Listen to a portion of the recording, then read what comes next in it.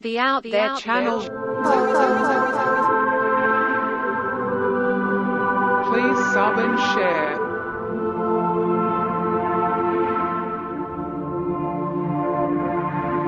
Searching for the truth. UFOs, aliens, greys and ufology.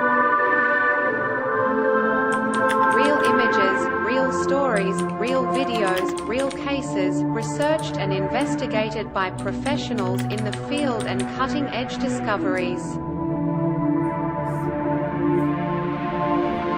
Multiple witnesses, abduction accounts brought to you by Team The Out There channel.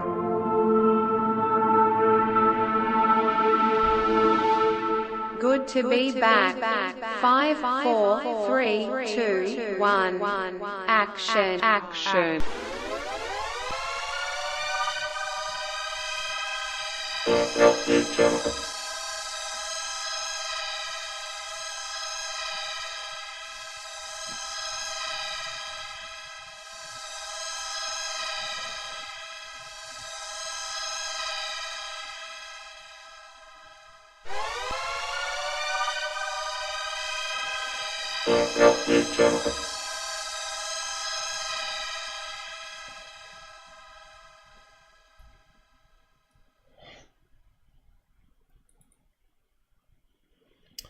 Yo, anybody out there?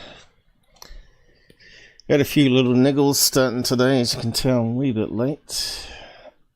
Hopefully the sound's alright. Google did a Windows update, and looks like Google have been doing updates too. Hey, I'm back. At least that's working. Mr. Gray. It's a pretty hot day here this morning, so we'll see how we go. Computer, as you know, gets pretty warm nowadays. Thermal paste is not as great as it used to be. As you can see, it's always throttling there. So I got the cool pad underneath on, so I'm not sure if you can hear any extra fan noise.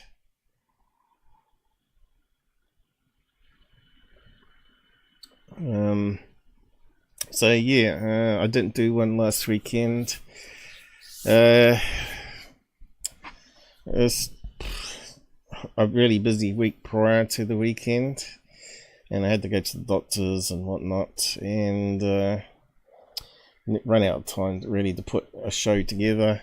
Plus I had a few more problems that I needed to solve on the internet, on the LAN that connects to the internet, to make sure everything was working. Hopefully it's working at the moment. Alright, let me just check these things here. Looks like the restream is working alright. Anybody out in the field, let us know on the side comment. Sign at the front door. Hope they know that someone's there. Probably gonna mow the lawns. The kid over the road comes over and asks if he can mow the lawns for money.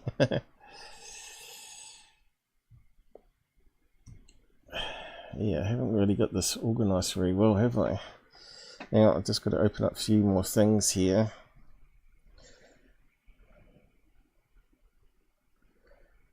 And post up the side comments too.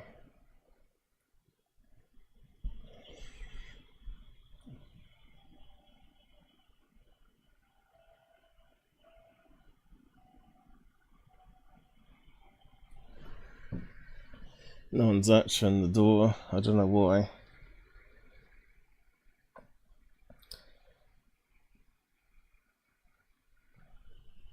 Hopefully they keep ringing it. Someone's in the shower, so they won't hear. Okay. I can't do it.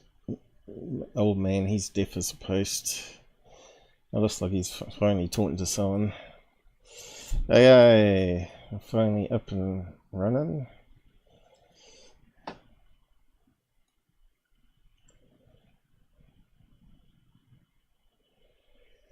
Yeah, not only is he deaf, he's very, very slow. He's got 18 reverses and 1 forward. In his younger days, he always used to be miles ahead of everybody else, saying, come on, catch up. Now he's miles behind.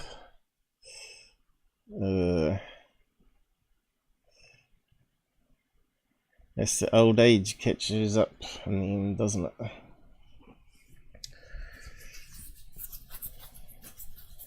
We got another one join us on YouTube there. Who's out there? Does the audio sound alright? I had to lower my mic a wee bit, I think. It was distorting sometimes. So it had the little play, but also Windows Update knocked out a few things. Never ends. So yeah.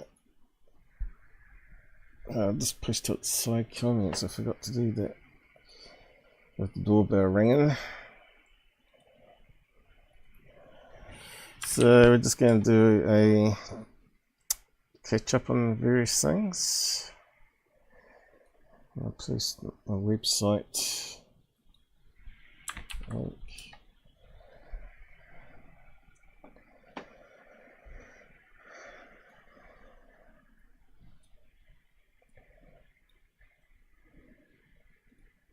I see they've done some improvements to the annoying little pop-up with the heart thing down the side, and it still messes up with the highlighter that we use with add-on. I was going to check to see if the guy had done any updates, but it should have rolled out if he did.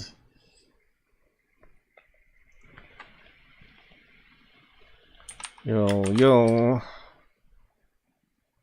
Just make sure it's working. Yep. Normally I don't post it on the other screen because it goes wrong. Yeah, so they got these stupid little heart thing. They got a box now that pops up. I see.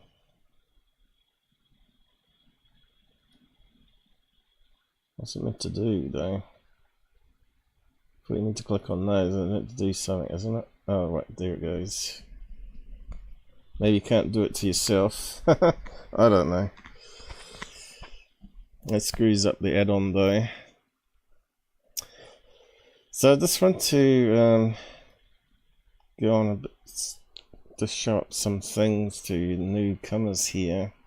I did a couple of episodes that test you out your memory. Let's see if I can find it. Oh, that's another thing Google's done. They've removed their about box. So the only way to get to it now is via that link up the top here. It's kind of stupid really, what they're doing. Yeah, so I did thing that Microsoft used to put out a quiz to hire people. I'm not sure what it would be under though. Let me just see if I can find it.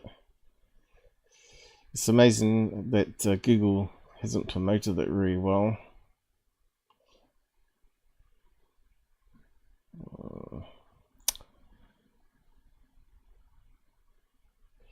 Let's see. Try Microsoft. Actually, it's called Aliens or something.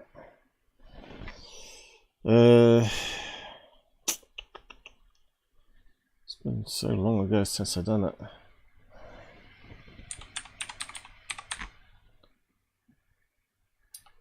Apparently if you can solve it under 5 minutes you're pretty much hired.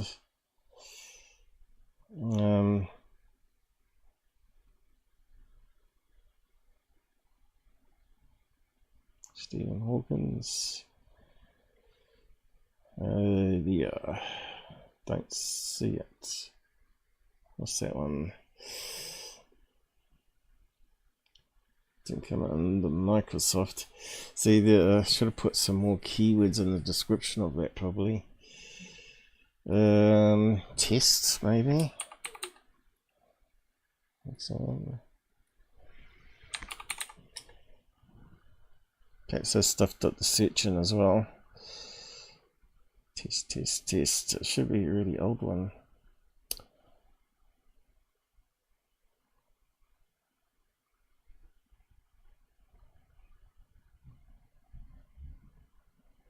The Einstein one's a good one to test you out. If you can do it, you should be able to see a religious apparition. Can you see religion? So I'll do a few Jedi mind tricks on you and program your mind. See if you can solve the card trick as well. It's a good one. Jedi mind tricks.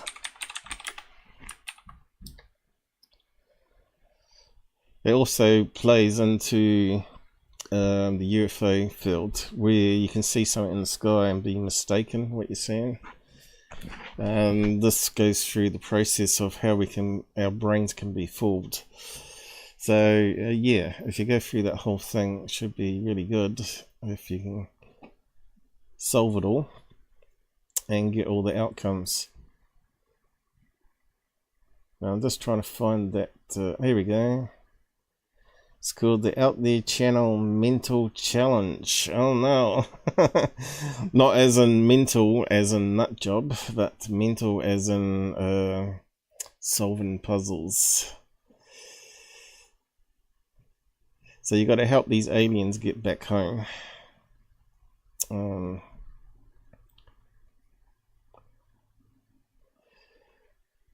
And it builds in the 5-minute pause time. So I'll just post it around. You might want to try it after the show's finished though, and when you can concentrate and not too tired. Don't do it when you're tired because you'll never solve it. So Microsoft gave them all a computer each where they could program, gave them pen and paper, and I'd say just go with the pen and paper. You could try and use a computer if you want to. But yeah.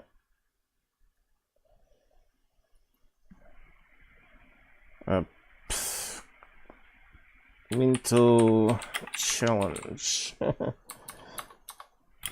look. Obviously I need to put some more keywords in the description. It took ages to find it. Help aliens get home. So I've modified what it originally was to be aliens, of course. So it's up there and peeled now. I'll post it down here.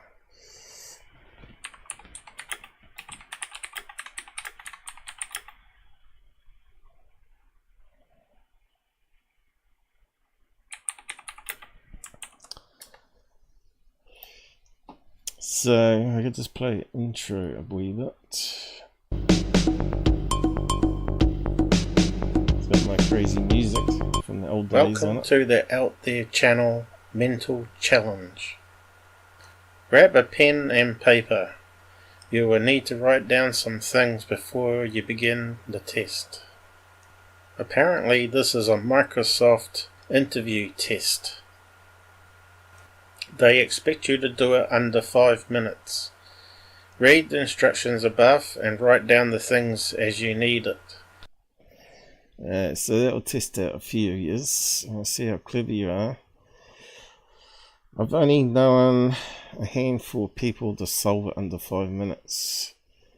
And these guys generally come out with IQs of over 120. So don't feel bit too disappointed if you don't solve it in 5 minutes, if you solve it at all. A lot of people get all frustrated with it, but yeah, see how you go. And also I did another one which was more of a symbolic thing. a message from outer space. Now that was me against your brain. I'm not sure if it's going to come up in this list. I did it as a short. I don't think anyone has come back with a solution. I'll probably forget what the answer was myself.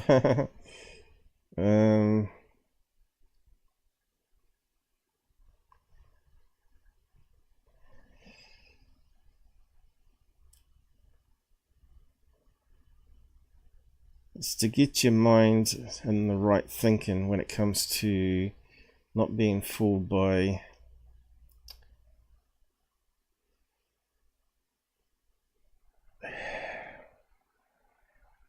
the UFO grifters out there, basically.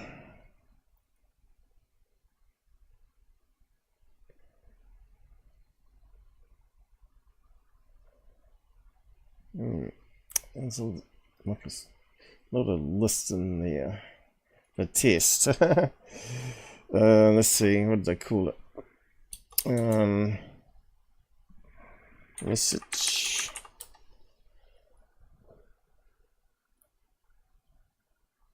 Here it is. Help solve this signal from outer space. So, what movie was that? Contact? I gave it a test run here.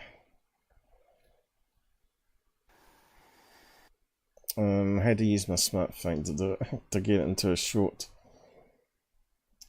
There's no way to properly edit it without lots of hard work to get it into a portrait view.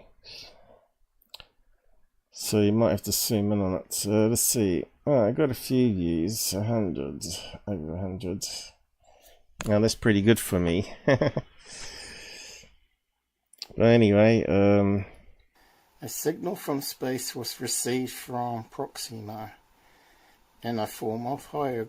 Well, how many people out there know where Proxima is? I know Mr. King knows. But we've covered it in a few lives.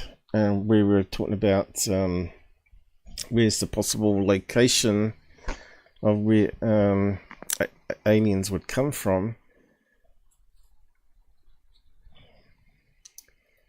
Glyphs help solve the puzzle. Clues were found in another message. Mouse equals often used for coding.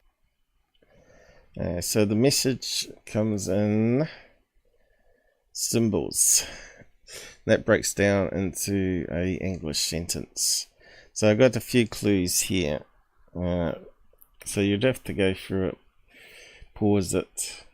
I wasn't going to make it too easy for you, but yeah. So the clue is the symbols have been analysed. Often used for coding. Mouse.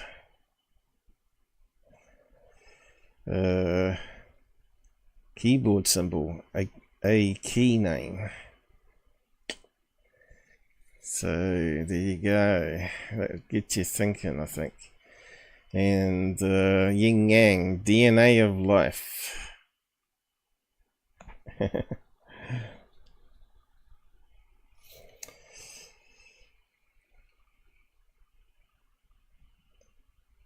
I suppose it lines up a bit better. Here we go. As I read it out, just in case. A floppy disk, not that. What's that symbol?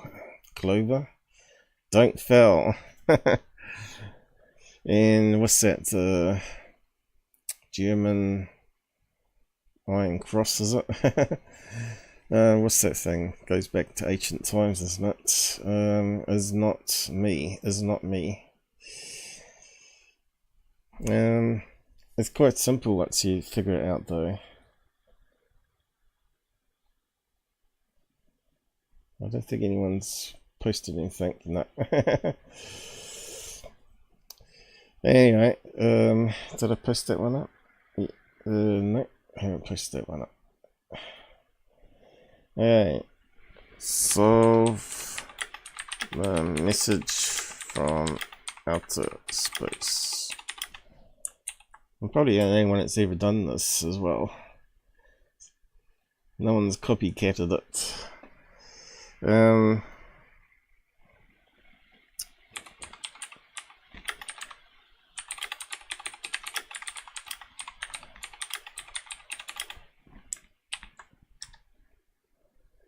I know there'll be a few minds out there interested in solving that.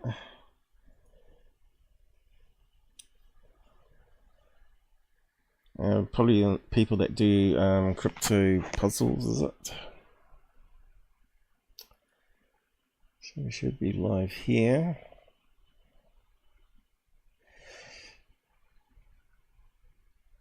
I screwed up my thumbnail.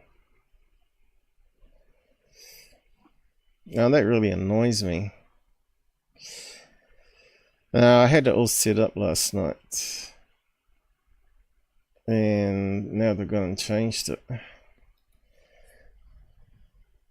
They stuffed up the coding so much. Now that really annoys me. Okay, let's see if it's that edit. It's always finding problems with my Google now. Okay, there's my thumbnail, guys. And yet, you can see, even on my page, it has the wrong thumbnail. Well, it did have. They're probably listening in. It's wrong there, though. Let's reload that one.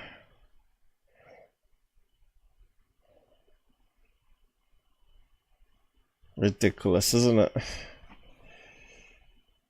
Is anyone else getting that? The wrong thumbnail coming up? It'll be interesting to know. I guess we don't get that with Pilled. Anyway, better move on to the UFO topic now.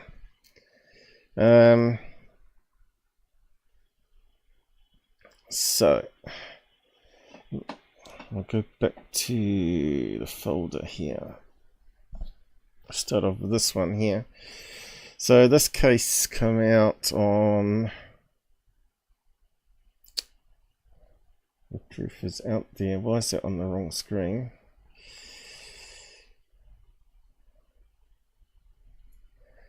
Okay, so it was a secretary? No, nurse. Nurse in 1957 was driving towards the Air Force Base or away from the Air Force Base, not sure. And October 16th, White Sands, right, the proving ground. And she films, it'll come up. She takes a picture of this.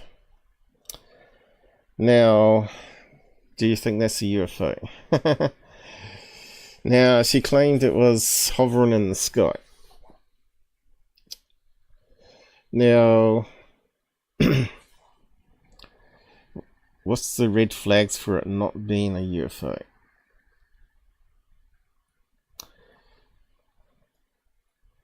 You can see it must be a Polaroid, I guess. It looks a bit grainy, doesn't it? Not sure if that's a bird that she captured there, or some sort of fluff. I guess our technologies have improved quite a lot with photographs, so even though this is still better than a lot of the UFO videos we get still, right? So what's the red flags here? So we got a contrail. It's not, as far as I know, there's not been any UFOs create contrails. The ones that have, the one in Puerto Rico, was it? No, was it? Whereabouts was it? Peru, was it? No. It was down south anyway, South America. And it turned out to be a passenger jet. It's just that the Air Force, where they didn't bother looking on long-range radar, And you can see planes and contrails for hundreds of miles. They only were going on their short-range radar. Now Mick West was the one that solved that one, and he overlaid all the 3D analysis of it. That's the only one I know that has a contrail which turned out not to be a UFO. So there's a good chance this one won't be a UFO. Now the question is it going in this direction or is it going in that direction? Even though it's got a contrail, doesn't mean that it's going in this direction, especially if it was hovering.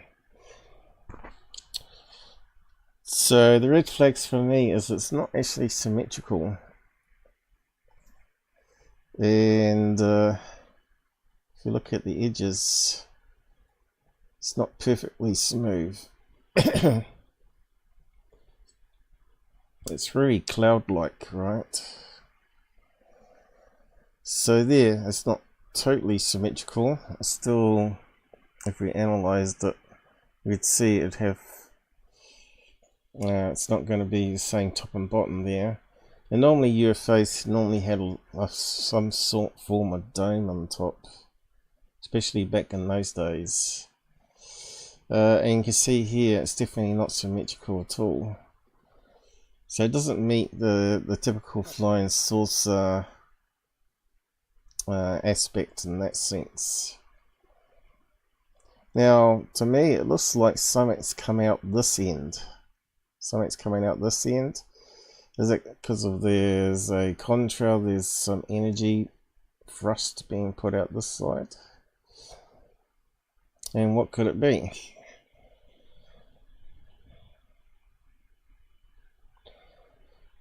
Could it be simply just a cloud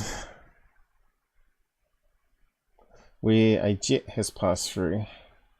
Now we can't rule that out, of course. So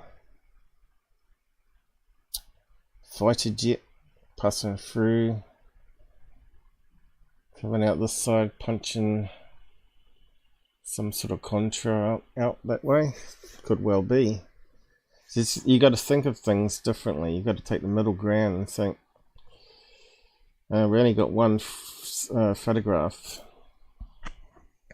and no movie.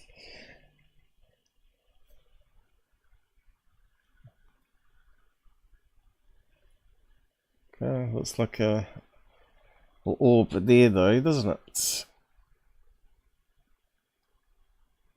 Could that be a star? Or some sort of graphics processing glitch? Let's see how bubbly it is there. It's a bit hard to tell.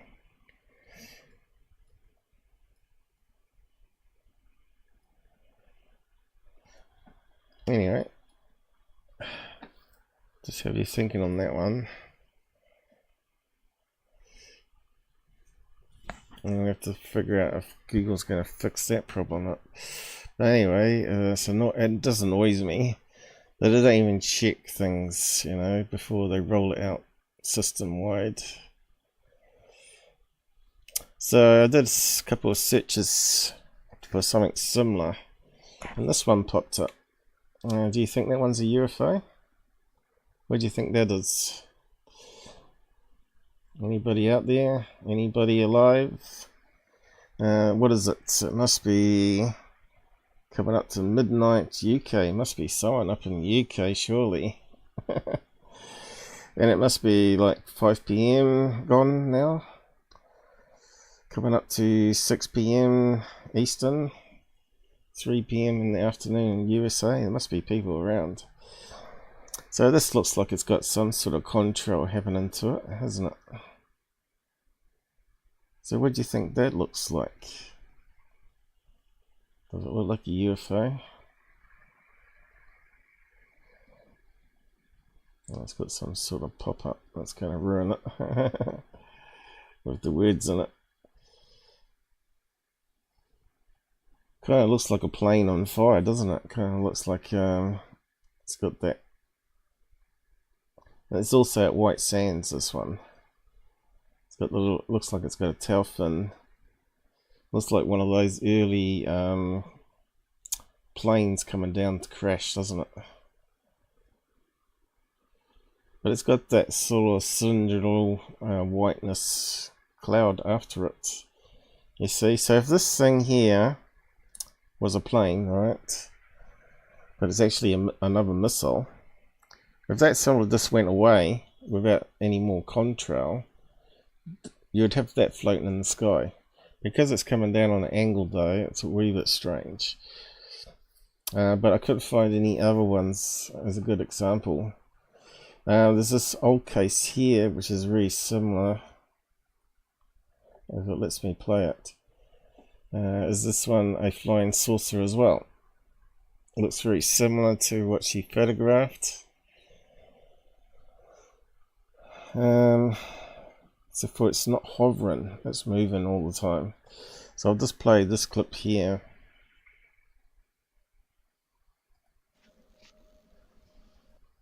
You see, it looks like a similar thing. It's got a contrail.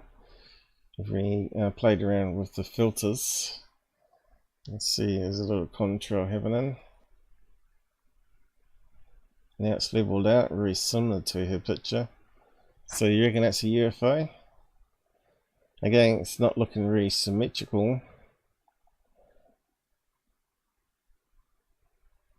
Looks like it might be spinning.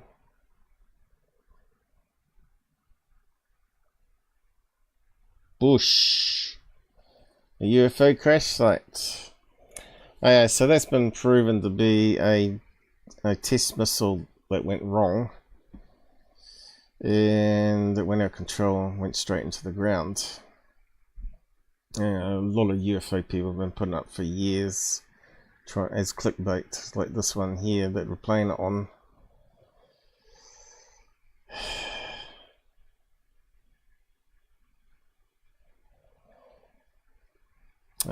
Again, it's not 1957, and still the videos and photographs haven't got any better. And of course it's been converted to VHS tape back in 1996. That's probably the in thing we had back, in technology we had back then. So I'll just play it again. It looks very similar to her picture, I thought. So the proof out there said it's still unknown because they couldn't prove it either way, but all the experts agreed with me that it was definitely a missile test that they were seeing, or a leftover contrail. So if you have a look at the picture here, we don't know if this is moving from a single photograph. I think she said it was hovering. So what I think is either it's a cloud and something passed through it, or, you know, what do you call it, UFO clouds, what's it called, Linclidia? No. Something like that. Has an L name, type of cloud, and it forms around mountains. But is it the right area for a cloud like that to be formed? It's out in the desert. I know they've got mountain ranges. New Mexico. Let's just let's actually do a search on that.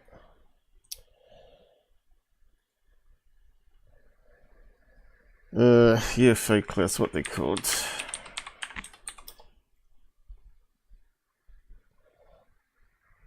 Ah, there you go. How do we say it? Lenticular cloud. And we want to know if they form in New Mexico. Someone that lives there probably may have seen them. Normally see it around mountain ranges.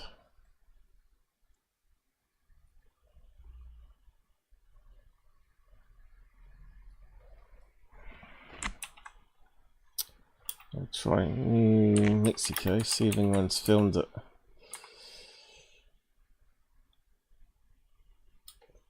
normally need some mountain ridge and various. So let's see. Dominated by periods of strong, mostly dry northwest winds aloft the upper air pattern during the winter of 2000. But is that in New Mexico? Is what we want to know. Is that a cloud?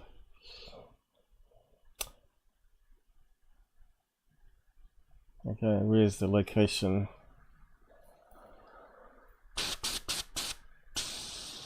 (2010).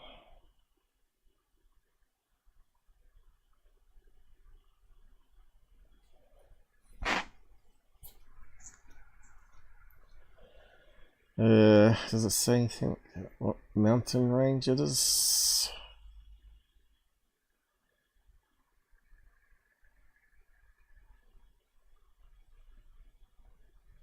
That more or less looks like a tornado, that one.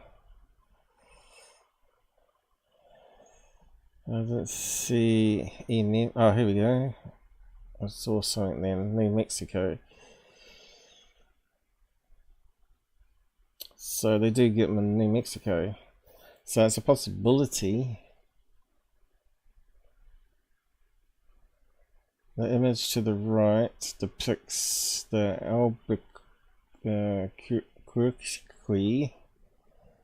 upper air sound and ballads at 5 AM. Albuquerque? Is that how you say that one? What does that even mean? That's almost as bad as my New Zealand Maori means.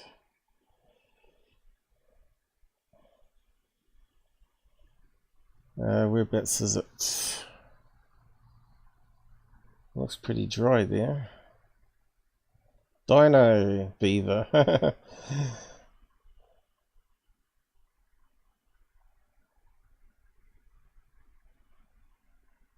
So he's New Mexico there. But I'm not sure how close to White Sands it is. Let's just bring up a map and let's have a look. So these are all the type of investigations you have to do to solve, obviously, UFO videos. It's got a big rose there, by the looks of it.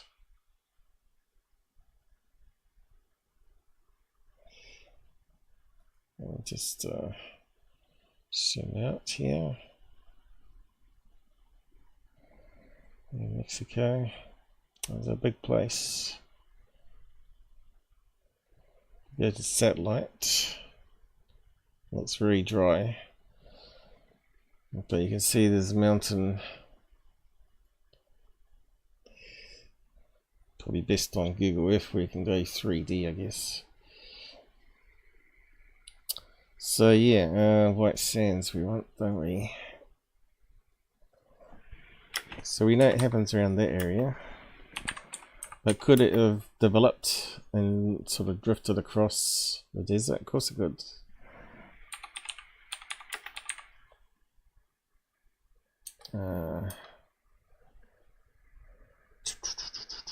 Just call it White Sands, is it? Okay, it's not too far away by the looks of it. It's very close. Yeah, so it's drifted in the right direction, isn't it?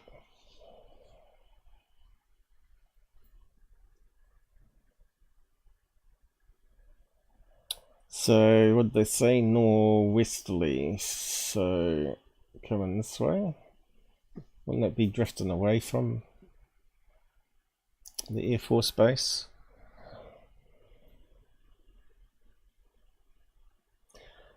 Unless the wind changed direction and then blew it back this way, of course. Yeah, there's not too many clouds in that satellite image there, but is that snow caps there? Kind of looks like it. Or is it cloud? Or is it that strange sand, the white sand, right? White sand. So there must be some down this way too. Yeah, it could be that white sand. There you go. So what's white sand made of? Silica?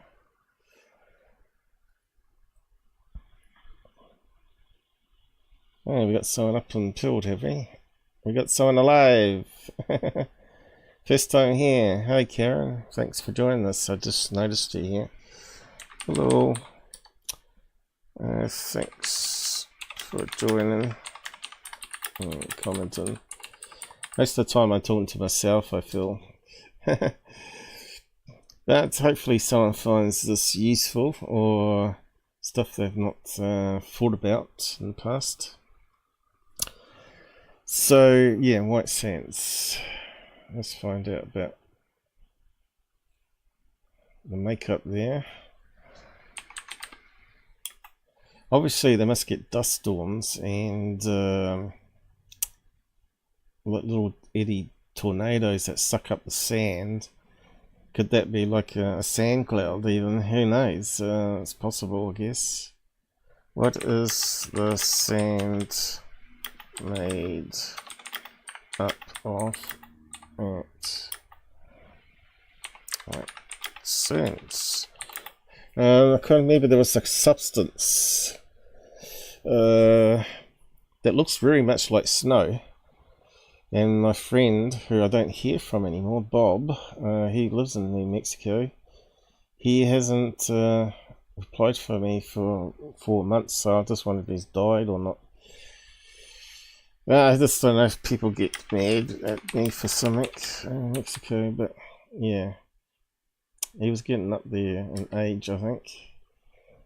I expect. Gypsum, there we go, that's the word I was looking for. They got lots of gypsum mines there, and I don't know if we got a picture of one of the mines. But what's it made of? Gypsum. 90% pure gypsum sand. Gypsum sand is considered rare because gypsum is water soluble. Dissolves in water like sugar and iced tea. It's even rarer to find gypsum sand in form of dunes, which are mounds of sand piled up by wind. Well, there we go. Let's see what they got pictures there.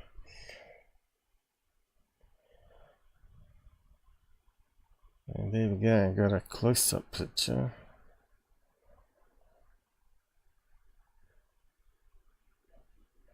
I was hoping to find out what gypsum is made from. Let's just plug it in. What elements in gypsum sand? Let's have a look.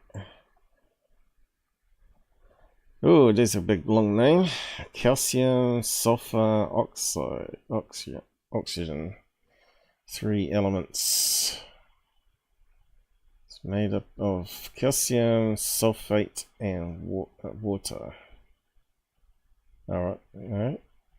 Well, they're saying it's got water in it. It's sometimes called Hydrous calcium sulfate. Hydrous. It is the mineral calcium sulfate with 2 water molecules attached. Well, the sulfate would be sulfur and oxygen. Oxygen is the key thing in the universe, isn't it? And water has oxygen. So if you got water, you got oxygen, and you got hydrogen, you got energy, and you got the makings of life, really. Carbon's everywhere. Carbon and water. Yeah, I don't know if I could find his funny thing. Gypsum Xmas thing. Or Christmas. Christians get upset if you say Xmas. I've been attacked over it before. Christmas, gypsum sand. Let's see. Comes up. If someone builds a snowman, is this the one? Let me just go to the images, see if I can find it. I think I've shown it before, it's really clever. But yeah, it does look like snow, doesn't it?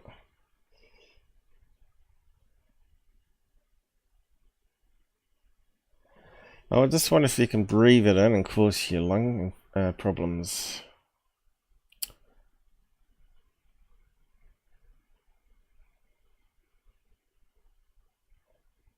And let's put the snowman.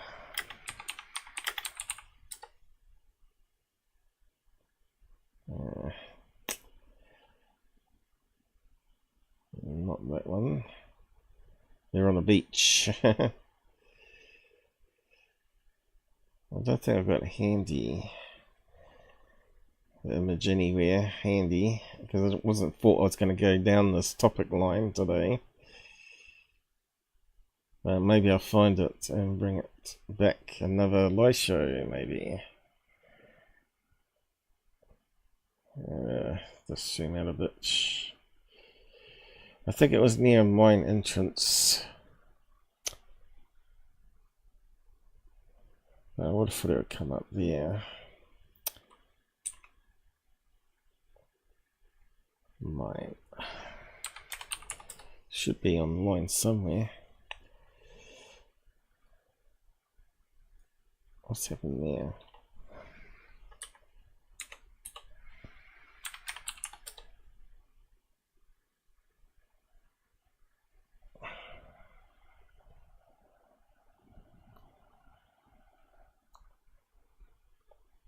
Yeah, it looks like it's not going to give it to us. Not going to give it to us. Okay, let's just go for mine.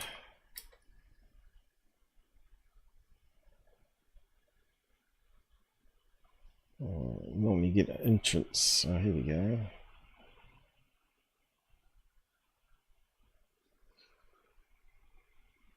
I wonder what they use it for.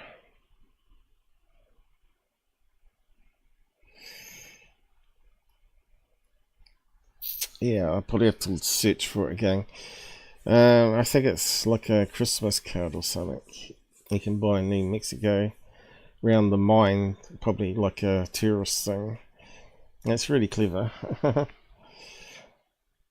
It had me fooled.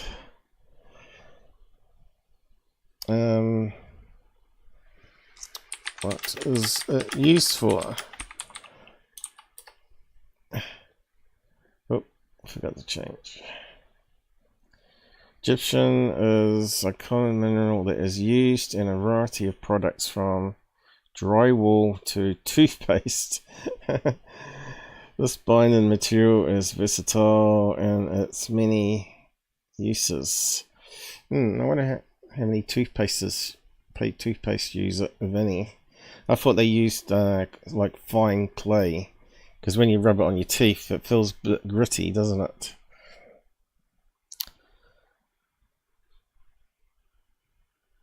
Okay, I thought they would use it for but like chalkboard, you know, like for building industry.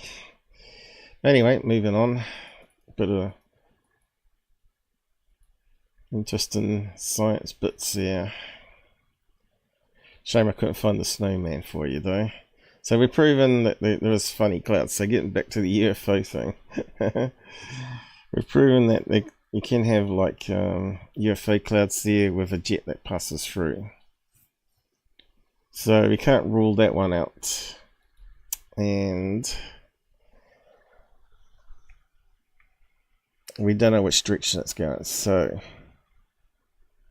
a small plane could have flown in, a fighter jet could have passed through very quickly, pulled off some of the cloud mist and a layer there above the desert, because as you know, you get these hot and cold layers, especially over the desert. You know, it goes really cold at night, So I'm not sure what time in the morning it was. I don't think it said. But yeah, it does kind of look like it could have been in the early morning, doesn't it, as she's going to work. So rocket test, I don't think so, but I don't think so. I think it more like you're going to be what I'm saying. It's just an unusual cloud that was hovering, obviously. A missile would be moving all the time. But as you know, you do get contrails, vapors, engulf a missile and a rocket. You've probably seen on rocket launches where it creates a lot of, depending on what layers of hot and cold air, ice crystals that's going through. They normally launch it early in the morning, where there's no winds, high winds, but you do get occasional changes in temperature layers.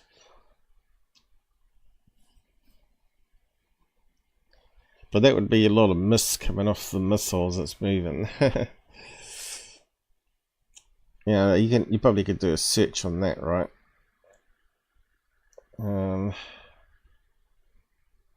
Let's take that down again.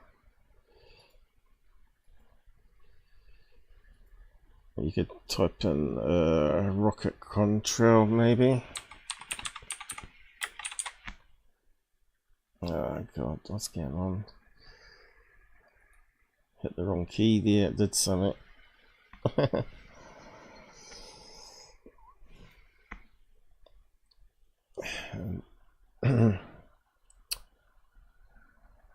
went into it. Someone's taking over. I wouldn't be surprised though. I won't open it. That's really strange.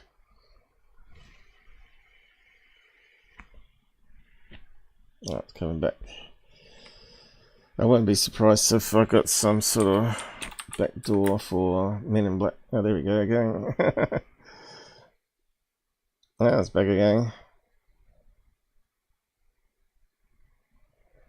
A new feature of Microsoft rocket control.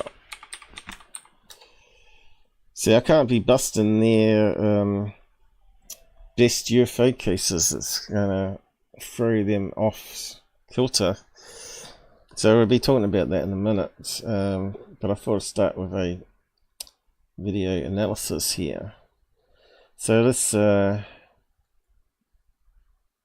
it's sort of stabilized. These are rocket contrails, as you know. Always forms the V shape. So the question is, could that have been a rocket that sort of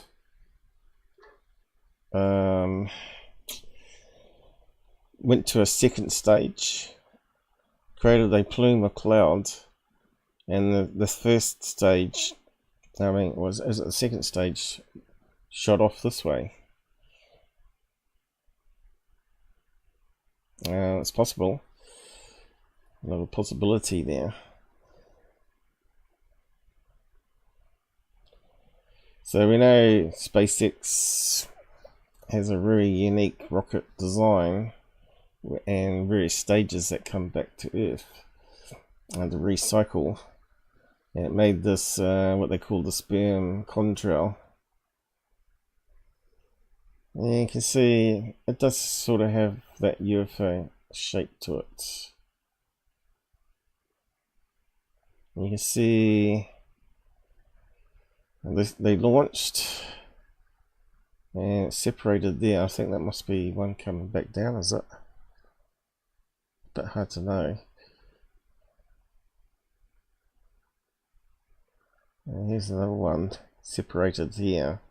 So it creates this little excess, you know, the byproduct of rocket fuel is like water vapor. So it creates, apparently every shuttle launch would create rain clouds. It create so much energy and byproduct of water, they actually formed clouds around the launch area, and it started raining.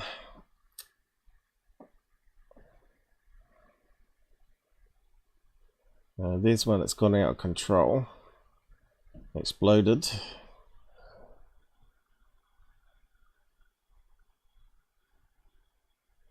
Another couple there that look like they went out of control. See, there's another one with a contrail.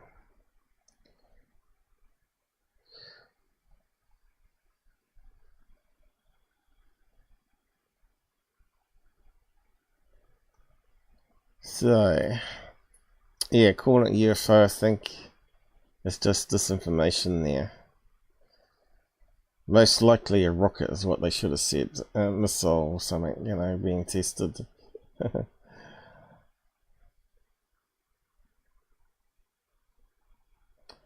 If you put in pressure wave, you might be able to see something different. Okay, that's a plane, jet fighter going through a sonic boom. And it creates this strange mist pattern. Now, if that was left in the sky behind, you could say that was Bob Lazar UFO flying on its end. Here's one that's gone out of control. Here's a contrail that's broken up in between. So that's what can happen, you see. And it leaves these little segments in the sky with a little whispery bit in between, and it looks like a UFO of a contrail, well, vapor trail. Here's one here, nose cone. It's just about where it's going to separate. So this will fall down, and that little puff of mist that is in the separation here be like a little round UFO cloud, right?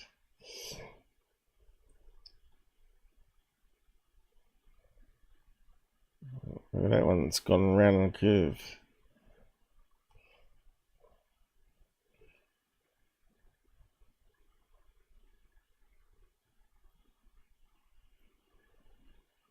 And that's all we got. But there you go. So I think I've probably covered this one enough now. See, that one, that missile went out of control, touched the ground and bounced up, right? Then they lost it control completely and then exploded into a million bits. So how many UFO channels put that up as a raw UFO when it's actually just a missile test that they were filming? You've seen it on so many documentaries, right?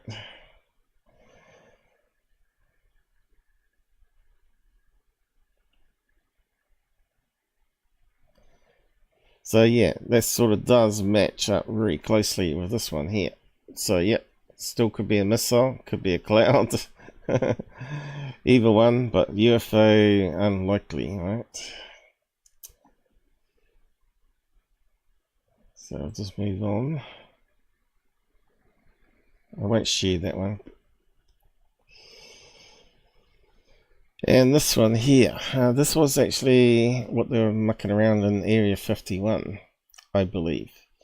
They were talking about plasma weapons that could shoot down missiles or planes. A bit like what Tesla was proposing, right?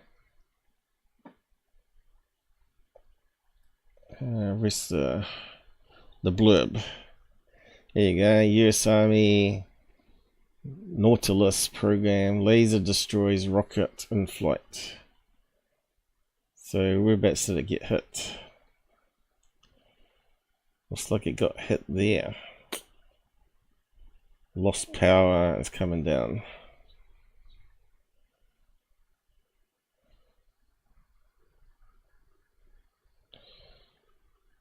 I'll post a link to that one. Government website. They'll be monitoring me. I'll catch up in the comments in a minute. Rockets, not UFO.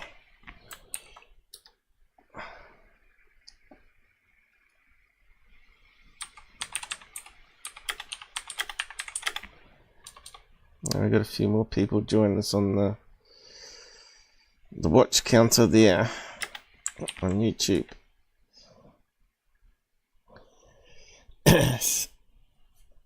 So, interesting stuff though. There's always stuff to talk about. Okay, talking about White Sands and nuclear missiles. That's popped up.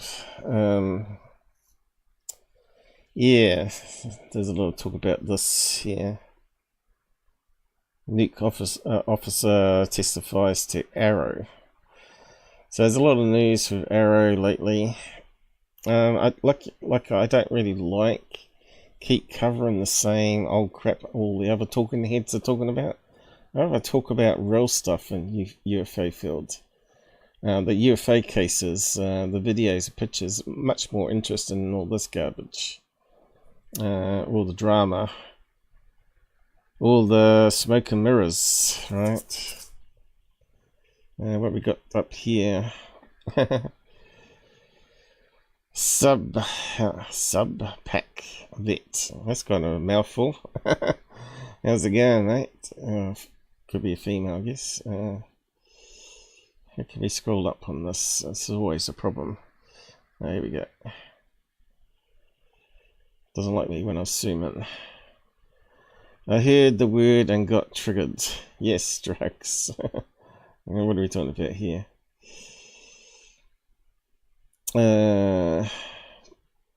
Gypsum weed, also known as Hell's Bells. I was talking about gypsum sandstone. Out there. It's in my bio. I'm in New Zealand. Down at the bottom of the world. Sounds saying. Here we go. My bad. Gypsum weed. Super close.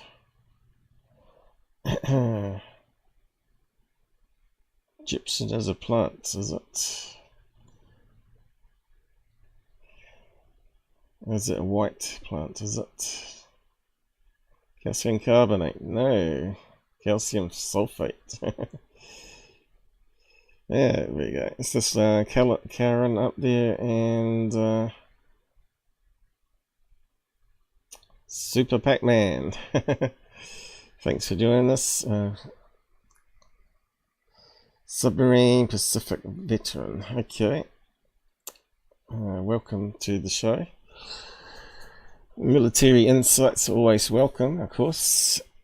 Have you had any experiences in the sub of USOs? Of things going faster than the sub? That's obviously theoretically impossible. According to, was it Mark D'Antonio? He got a ride in one where they got something really similar like that. It was going faster than the sub, and it was going faster than anything known to man underwater. But it doesn't mean that it's alien, of course. Could be some foreign technology where they've worked out the pressure wave of water underwater where they can make it part and it can get sucked into it. Bit like what's his name, Victor Schoesberger was working on with his vortex engine, as he called it. He was like the master of water. You probably could look him up. It's got some really interesting documentaries of how he managed to get heavy limber down a small string using vortexes in the way that you build the channel, the water channel, using less water to move much more, basically. So yeah, this show came out with this one here. This guy was making lots of claims. I'm not sure if I want to really play it. I just want to bring attention to it.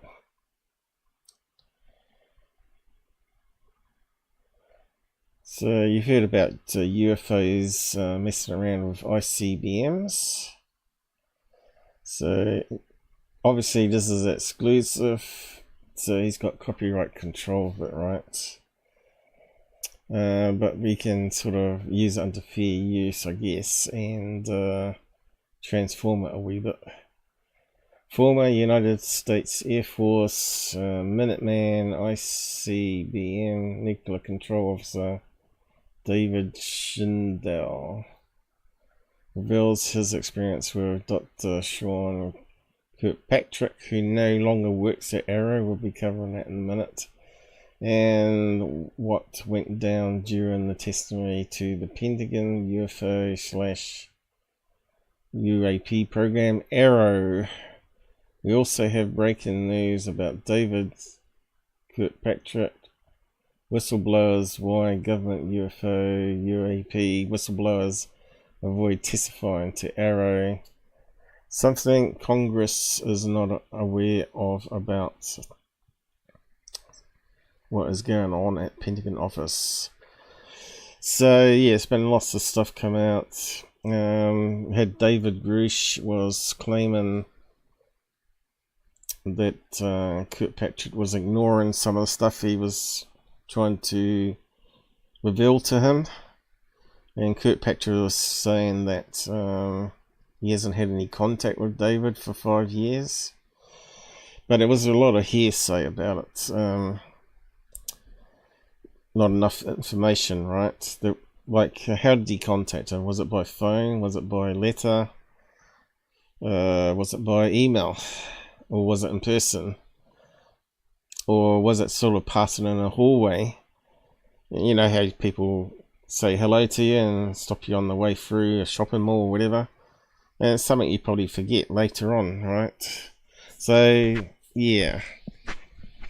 Making claims, you need the full insights. So, yeah, I'm not sure. I don't like this guy at all. What's the channel's guy? I don't even like the looks of him. He looks like someone I don't like. A good trouble show. Sounds like it too. Let's skim in. Bible and probably before. During I don't know, he reminds me of someone. I don't know, I just don't, I get a bad vibe from this guy. So let's see.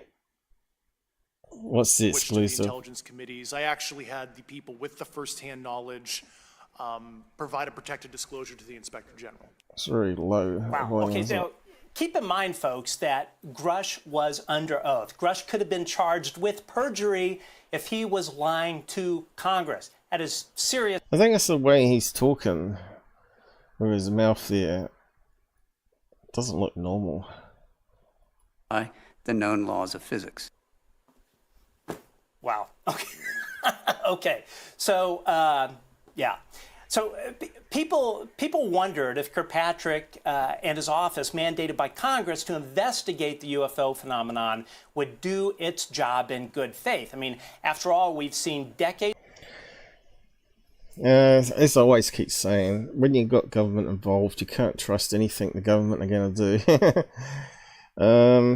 If you really think disclosure is going to come from the government, you're living in a fantasy world. The only disclosure you're going to get is get yourself a camera and actually start documenting things. Get really good cameras, get multiple cameras, infrared, regular, and also thermal, and maybe even full spectrum.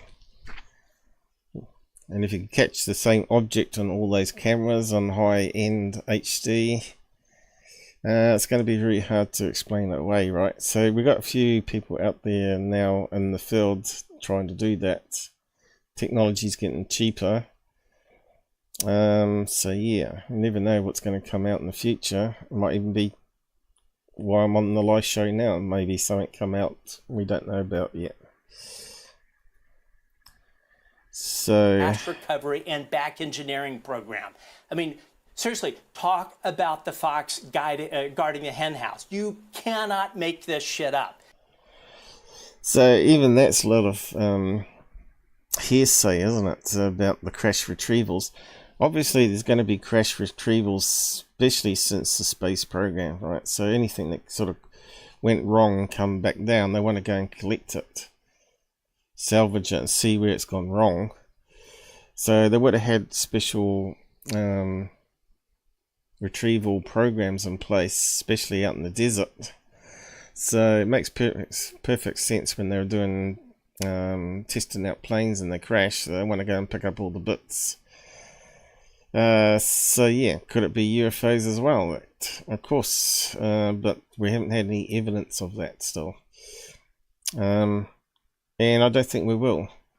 How many days since the so-called whistleblowers came out? 4 months ago? David Grusch. We're still, the best evidence we've got is David Fravor, right? Eyewitness account, what he saw. I think he's credible, but he could be again disinformation. So we're still at 50-50, right?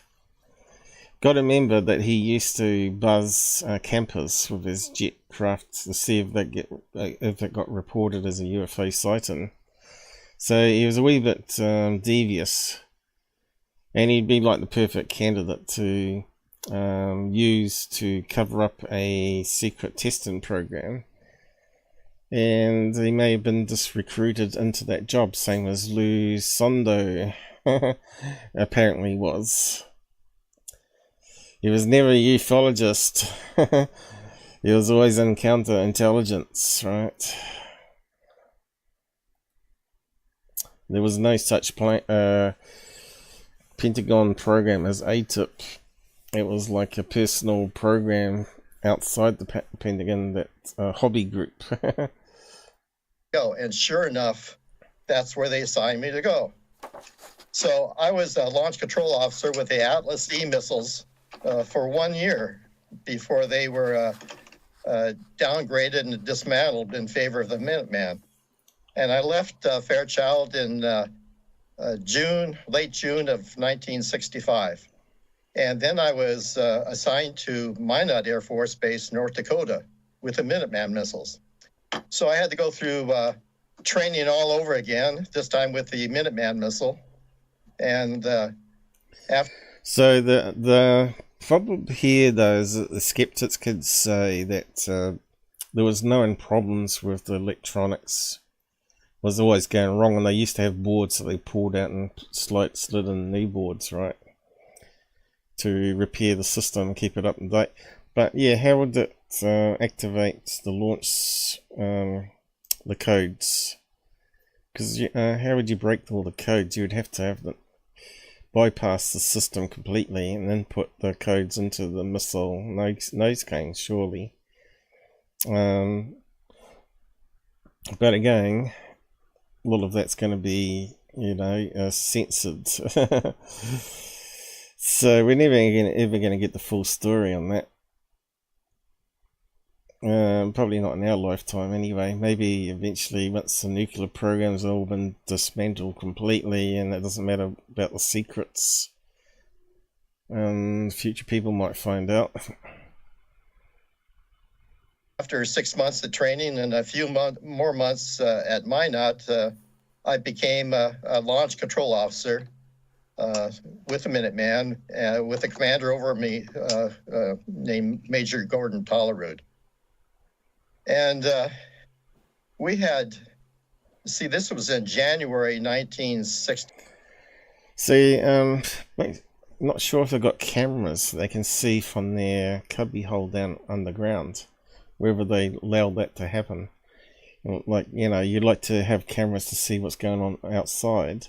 Maybe they don't allow the control room to have outside view because it might change their minds about launching missiles. But yeah, when they know it went wrong, did they have any video evidence of a UFO above and all that sort of business, right? We've had people claim that they were outside a guard fence or whatever, seeing UFOs. 66 that I got on the crew. And then in September 1966, it was an interesting experience that I had. Gordon and I were assigned to relieve a missile crew at November flight. This was in September. And normally we had crew changeover at all 15 of the launch control centers. So I guess this got told to AARO, right? And he's getting it firsthand from the guy here. Surrounding Minot every morning. And he and I were scheduled to go to the November flight, and which was about 35 miles away from the base. But before going there, we went to the pre-departure crew briefing, where all 15 missile crews would gather on the base and be briefed on the world events and protocol and procedures and current status of the missiles. Well, during that briefing, we were told that several missiles at November flight had gone off alert, but no other detail was mentioned. And so after the briefings, several goes on a bit, doesn't he?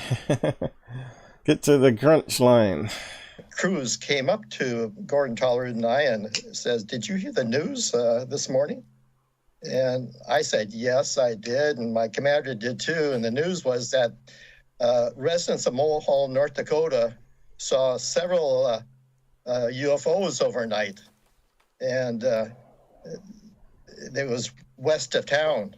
And there was bright flashing lights and so forth. So they figured it was UFOs for some reason. Anyway. Yes, so we've heard this God knows how many years now. Certainly come out when Greer put together the Disclosure Project, right? And that's probably one good thing he did do, but it didn't go anywhere because no real press showed up, wasn't it? Or very lack of interest in it anyway. Went downhill really fast though, because a lot of the deathbed confessions turned out to be a real laugh, a real joke. You got Boyd Bushman that was holding up pictures of so-called aliens and UFOs, which turned out to be rendered graphic images, and also a doll you get from Kmart, right? Alien doll. So yeah, it made you put doubt on the rest of the testimonies at that conference, and also that woman that claimed that NASA was airbrushing. Now she made some really dubious claims about seeing a photograph of a cattle mutilation. Now there's probably not even today you can get such high-res quality from space of a cattle mutilation taking place, especially back in her days. Really unlikely, back in the 60s, 70s, right? So that had to be taken from maybe a airborne camera system, where they're claiming to see some sort of stuff on the ground, but who's to know what it was? So yeah, claiming that NASA was in possession of cattle mutilation video or photographs is a bit dubious, because they were dealing with images from space. And the satellite technology back then wasn't even vastly, even if you add on 20 years, still wouldn't have been good enough to take really clear pictures of a cattle mutilation. I suppose you probably could bring up some comparison satellite images of the day to prove that. I think maybe she was like a greenhorn. I don't think she was lying. She saw something, but I think she misunderstood what she saw, and the person was playing a prank on her. They may have just slid in some pictures and played along, right? Because that's what they do with greenhorns, new to the business. And of course they can't admit to pranking her because they would have maybe lost their jobs. So it just, you know, something just ends up like that. But yeah, she's made some very dubious claims of various other people about anomalies on the moon and stuff, who also turned out to be people that use Photoshop and faked images. So I've been over that in the past.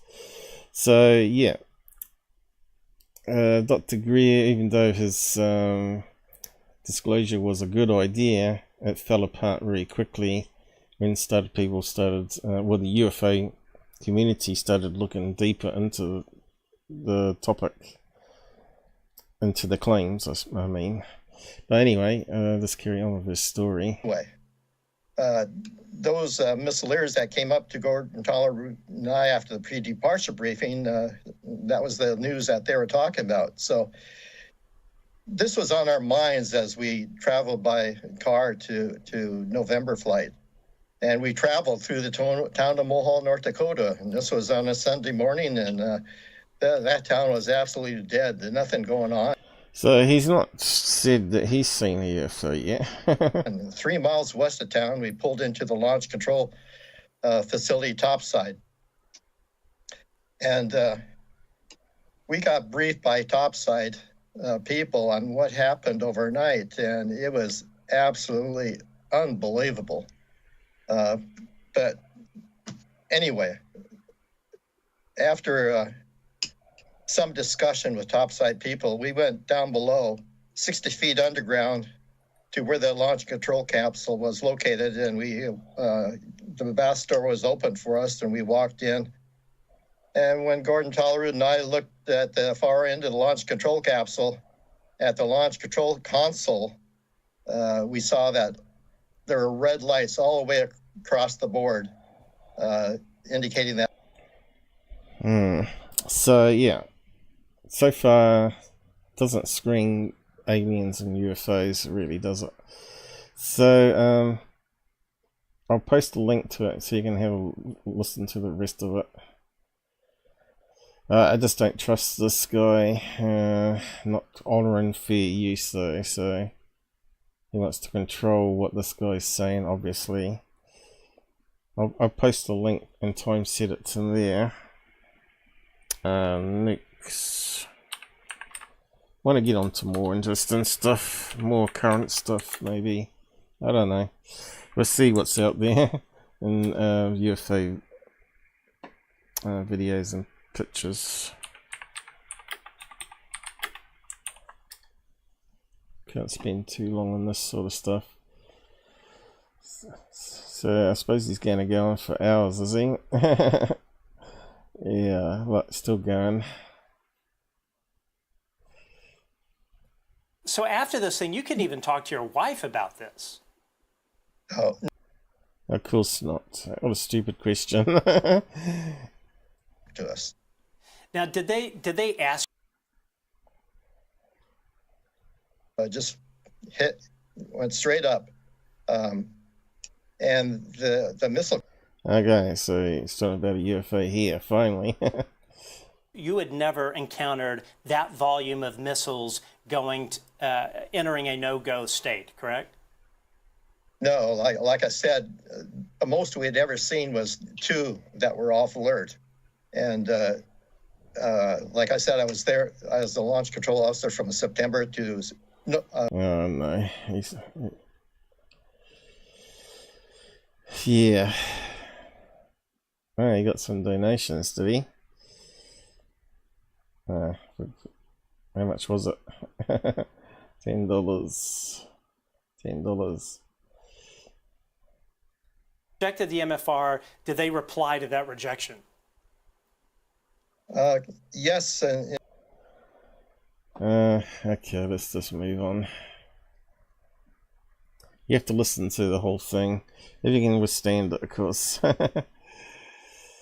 Next bit. Let's see. So KirkPatrick stepped down, right? So do people really think replacing Sean as head of AARO somehow is going to affect the level of transparency on UAP topic? I don't. The changing of the guard at AARO won't do anything. The real secrecy stems from elsewhere. AARO just toes the line. So that's from Green's, what's his name? Black Vault. Green Ward Jr. And then you got Green Street posting underneath it, looks right. Replace transparency with Brandon. UFOs look and act different depending on how they are branded. Melon Sondo branded blurry poop dots as something spooky. Which one's he talking about there? The flares. NASA branded some of the same blurry poop dots as something not spooky. Oop. What happened there? Looks like the font got bigger. Okay, so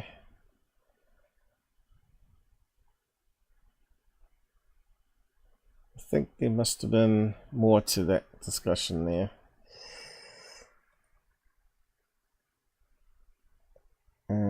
Third phase, yeah. Alright, that's the other news. Alright, I have to maybe do those today too. Someone's trying to extinguish my career. So this came out from stupid UFO Jesus guy. He says another talking head doesn't add anything to ufology, doesn't solve anything, doesn't solve any videos, photographs, or cases. Because we know 99% of UFO cases are misidentified. We want to get to the juicy ones, which get buried under the noise. And you got people like James Fox making all these claims of getting hold of videos that is for the first time going to bring it to the public. It never happens. So there was a couple, wasn't there? There's the Virginia incident where he's claiming that he had video of the bodies of the aliens or something. Never happened. He's got all these whistleblowers, anonymous whistleblowers, which it doesn't really help. And the other one about what's that guy's name? That YouTuber, big YouTuber guy. I can't remember what his name is. Paul something, is it? Something Paul. But anyway, they went and saw a video of what was a UFO filmed in Area 51. So not sure where that's headed to, but we haven't heard anything new on that for months now. So yeah, UFO Jesus put this out here. Let me just check the comments up here.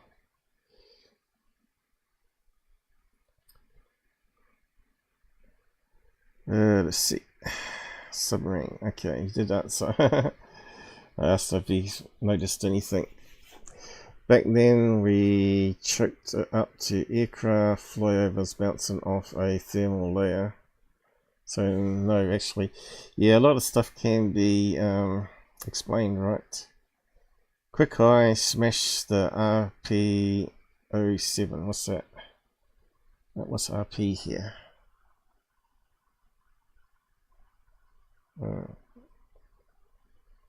Roleplay?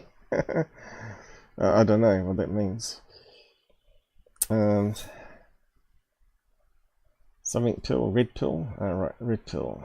That'd be what it was. Smash the red pill 07. What's that stand for on the end though?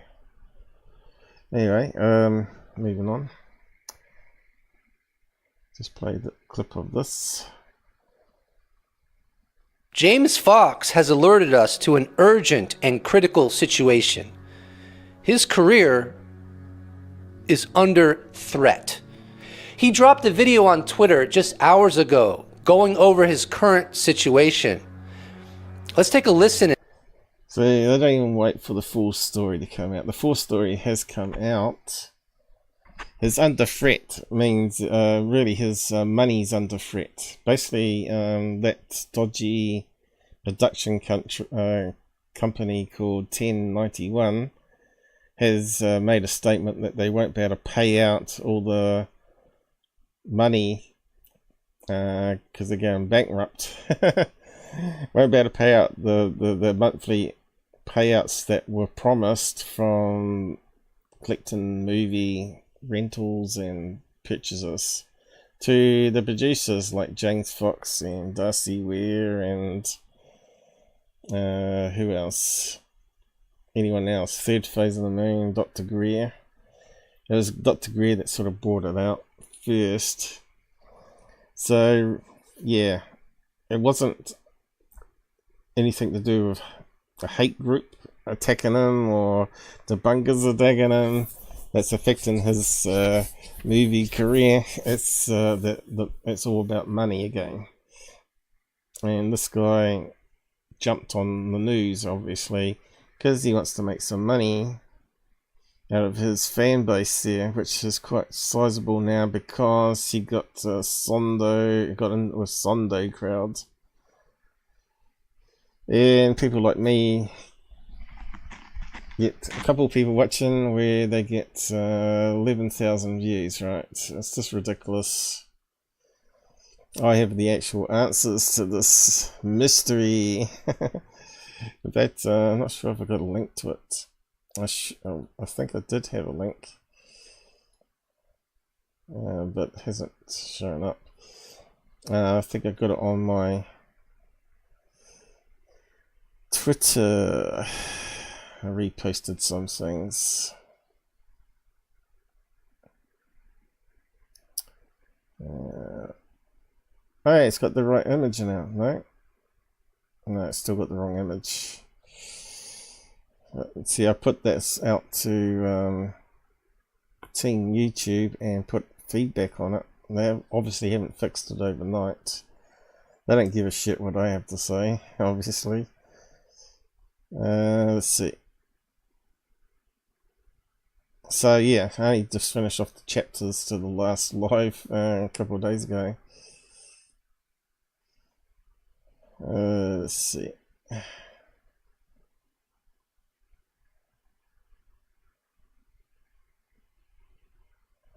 Cosmic Judas. There we go. Dr. Greer put this one out here. Despite our best efforts, 1091 Films, distributor of Lost Country and How to Reclaim It, Encounters of the Fifth Kind, and Unacknowledged parent company Chicken Soup. Well, that should be a clue there. It doesn't sound like a really good, solid company name, does it? Chicken Soup for the Soul Entertainment Incorporated. So they ain't, you know, entertainment, UFOs are entertainment to them, have failed to remit payments of rightly owned revenues over the past few months. For this reason, the Lost Country is not currently available. Blah blah blah. I said, haha, karma is a bitch for shilling. 1091 were shill enablers. So there you go. So that's what really went on. And then talk about it. Is that okay with you, muchacho? Oh, that's got too loud.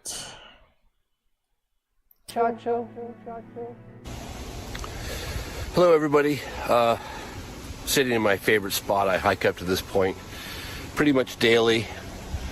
Think about my work and edits that I'm working on, how I'm putting the film together.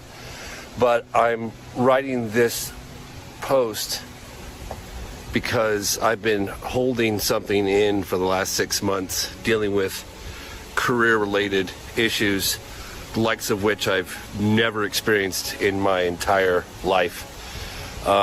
So challenging, it feels like someone's trying to extinguish my career. It's pretty terrifying. I'll probably be going public with it later this week. For legal reasons, I can't discuss it right now, but I wanted to give you all a heads up and thank you for all your support. It means the world to me. Legal reasons, would that be suppressed news that they can't pay out dividends? Greer obviously didn't care about legal reasons. He bought it out fully at this moment, but more will come out soon. Your support means the world to me. And then a little bit later, he followed up with, we'll make a full announcement as soon as I'm able, but I can say that if I did what's being done to me, I'd go straight to jail. Unbelievable. So companies going under and not paying out. How would you go to jail over that? Unless they're embezzling it and siphoning off money that was owed to other people. Yeah. So it sounds very ominous, yeah, doesn't it? What we got up here in the comments. 07 is the salute. Oh, right, okay. O is the head. 7 is the arm. Okay. Thanks for letting me know. Yeah, I see what you mean now. Yeah. Haven't you got an emoji for that? Oh, well, you got a little graphic there anyway. So yeah, a lot of hoo-ha there. Everybody's panicking. Oh no, James Fox is gone. But the fact is, he's done poor research. You know, the out of the blue one influenced a lot of people, but it turns out even the Gordon Cooper was lying about the UFO landing. He never saw it with his own eyes. He only heard it secondhand, but like a David Grusch, someone that he talked to that worked there saw it happen. So it's hearsay again. But he never put that in his documentary, that Gordon Cooper was known to be a bit of a prankster, as well as was a bit of a fraudster. After he finished the space program, he was in a lot of investment scams. So yeah, he liked to be like a storyteller, right? So yeah, everybody's panicking about James Fox, but there's a lot of problems with his movies, a lot of issues when you start breaking it down. And we'll probably cover one of the things he put in the movie was this guy here, William T. Coleman, talking about the plane being swooped on by a UFO. But yeah, we'll get to that. Where's it gone? What these execs can get away with. And then underneath James Fox's Twitter video, Jimmy Church chimes in and he wrote, I just... Jimmy Church, he's like the supreme shill promoter, isn't he? He promotes every sort of garbage out there just for a quick buck. And again, these people have big followings and make lots of money, but they just cause a lot of noise in the serious field that people like me want to find out the real truth and answers. These guys don't care. Spoke with James a few minutes ago. The situation he refers to really pisses me off. He's a great... Now, did they know about it? It was 1091 that he's talking about there and not paying out the money? Why should he care? unless he's got a movie on 1091 too. Great guy, a very close friend. And to see somebody that I care for so much go through this BS affects me and affects us all. His work is too important for our community and the world. Okay, so... No, it's not. His last movie, they didn't even get out a metal detector, EMF meter, and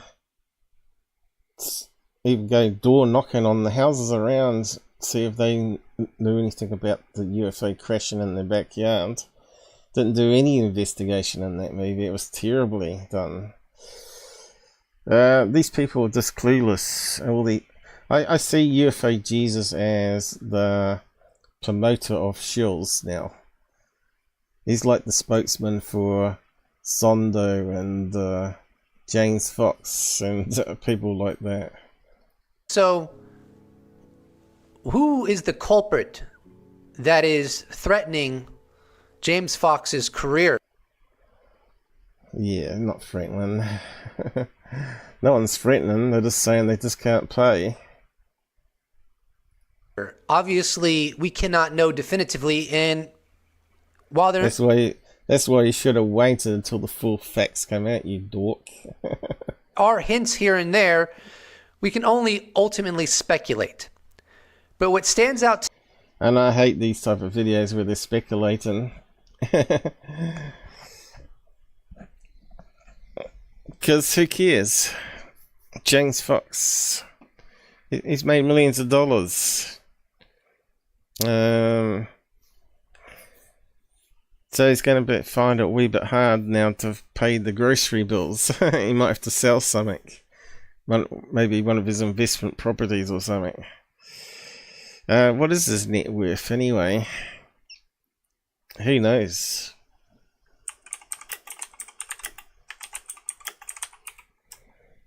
I wonder if it'll come up.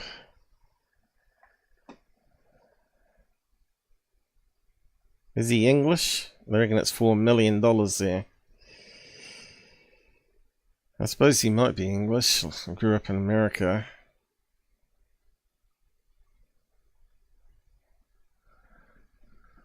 Well, I don't think he's that one. 200 million, he'd be laughing. Let's see, put UFO. This is why you need middle names, I guess. James Fox the 8th. Surely not.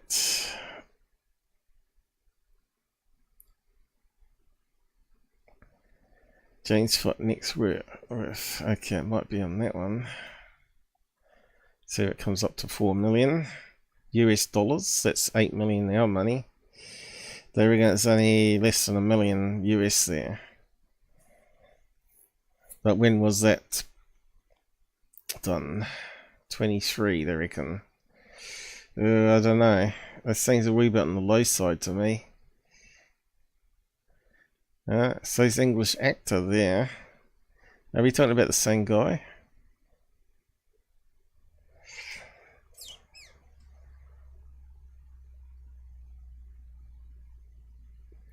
I don't know. It's not too clear, is it? Let's say chasing UFOs there. I know what I saw out of the blue, so must be talking about the same guy. Married to Mary Elizabeth Piper. Who the hell's that? Oh no, he's doing a Doxon. He's doing a background check.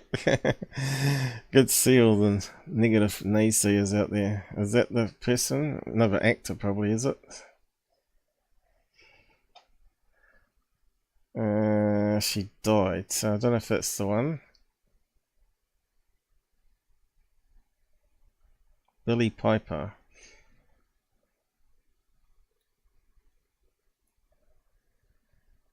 Doesn't look like James Fox there though.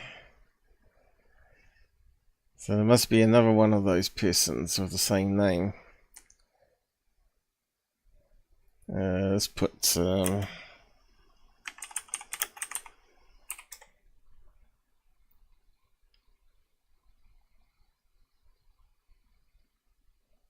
Something like Billy Piper.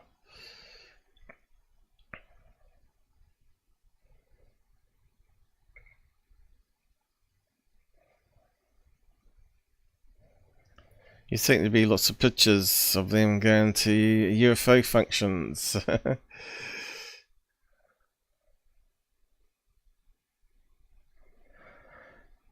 Okay, let's go for this one.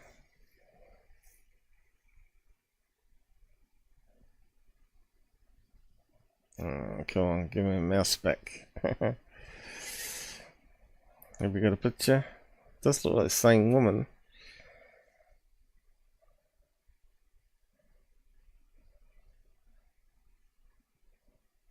Yeah, she'll be too old. Can't be that one, surely. Oh, right, Harriet Miller was born. She married William. Blah blah blah. Are we talking about the same person?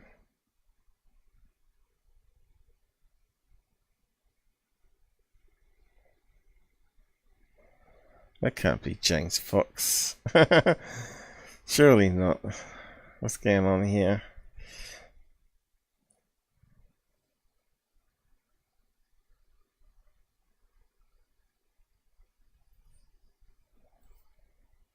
He wouldn't have that many kids, would he? Yeah, I don't know. It's a bit confusing.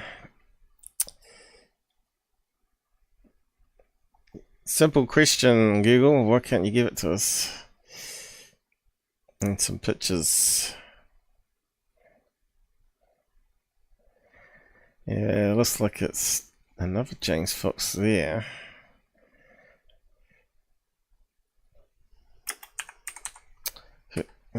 UFO, okay. I still hasn't narrowed it down.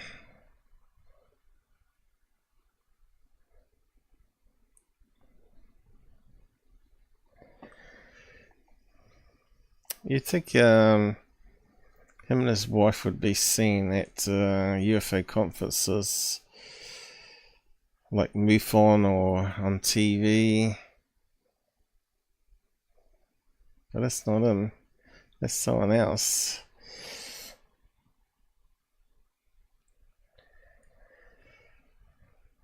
He's obviously too private then, right? That's sort of a red flag to me, and when someone's so private like that. It shouldn't be that hard to find information. Anyway, moving on. I thought we might better find the answer quickly, but I think it said between 1 million and 4 million, so I don't know what the real answer is.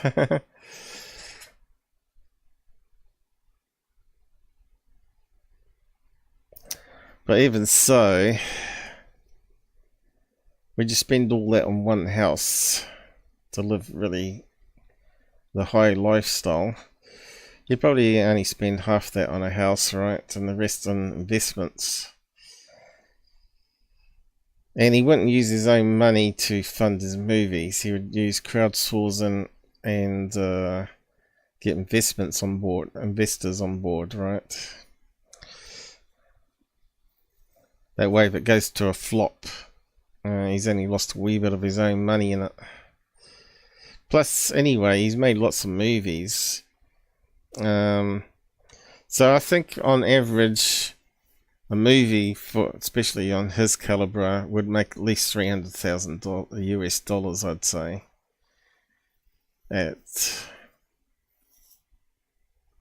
So you might get 150,000 out of it. There's not really a big audience, really, for UFO movies.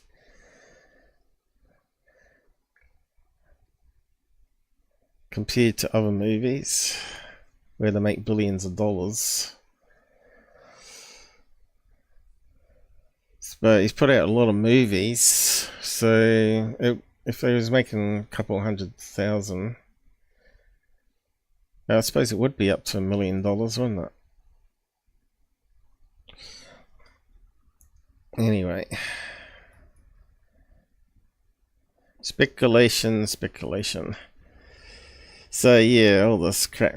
It just talks on for ages about it. Almost 20 allegations minutes. of a cover-up, the allegations of crash retrieval programs and various UFO programs. The government is silencing them. Of course, there's another conspiracy that 1091 is owned by some rich figures. What do you call it? Hidden investors of the company. I don't know, it's a bit like ABC Corporation controls Google and everybody else, right? So there's a lot of conspiracies, especially in UFO field. Anyway, yeah, if you read his comments down here. The beginning. Oh God. You read the comments down here. I hope James is protected. He sounded really stressed. I suppose if you ain't going to get any money, you are going to be stressed, right? Yes, you can help by donating $100 to him. That's what's going to happen. If they go after him, it's on.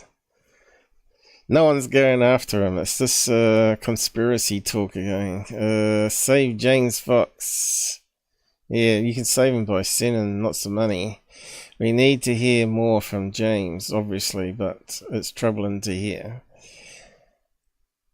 People in control don't like what he's saying. So you can see how they've gone all down the rabbit holes. These are all the rabbit hole followers. Intel agencies have had a long history in the film industry. Getting details later this week. Well, he's made what? 17,000. So, excuse me. My throat tickled then. Oh, 11,000. Stick some ads in that. Yeah, he's probably made at least $100 out of it. At least.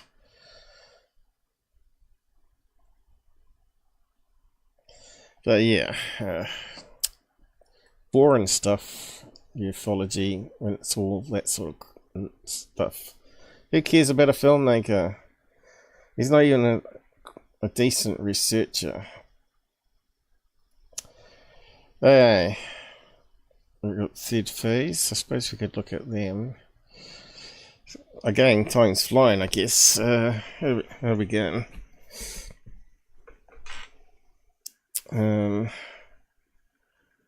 Where's just the time thing?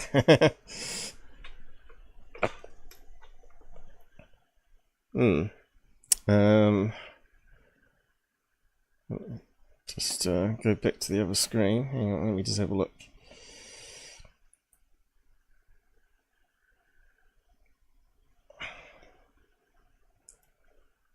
Okay, can't see it. Coming up to 2 hours, is it? When did I start? 11-ish. Yeah, 2 hours. It's just that my bladder feels like it needs to go to the toilet again. Oh, clicking things here. John Mack, yeah, that's another one we need to talk about. So, what garbage have we got to look at here?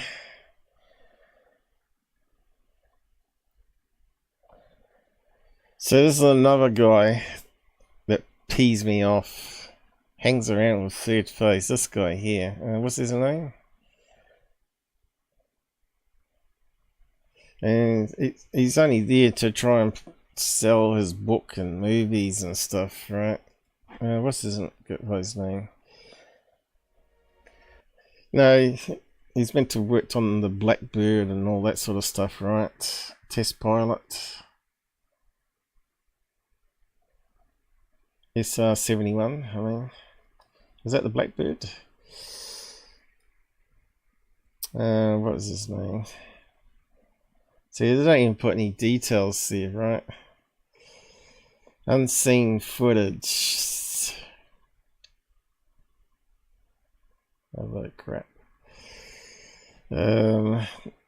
This man has done world records SR-71 last flight.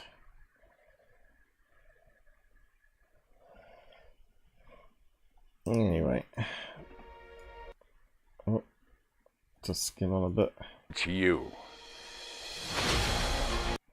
So they're making another movie for him, is it?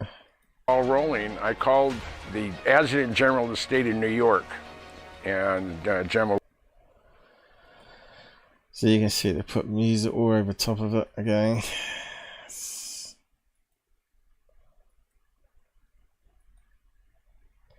But yeah, if you want to be credible, you don't hang out with third phase, do you? You don't keep doing interviews with third phase. So anything that guy's got to say, I just won't believe it, right? He could say he saw a UFO. So what, you know? A lot of people see UFOs. So there's no videos in that one. What's this guy? What is this guy's name? Totally out of my head. That's how forgettable he is. Who cares he was an SR-71 pilot?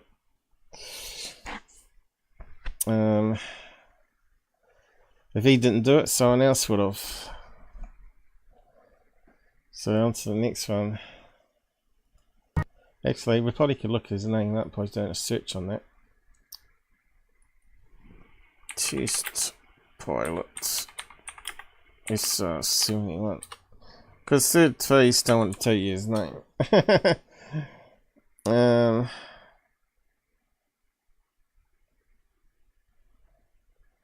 NASA test pilot. Tales of SR-71. Is that the movie? Lockheed Martin. What is the damn guy's name?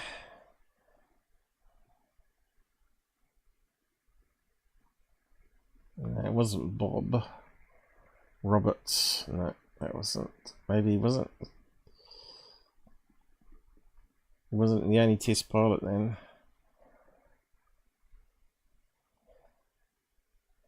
Kelly Johnson, first man to fly iconic SR-71. So he wasn't. So he must have been the last guy, I think. Oh.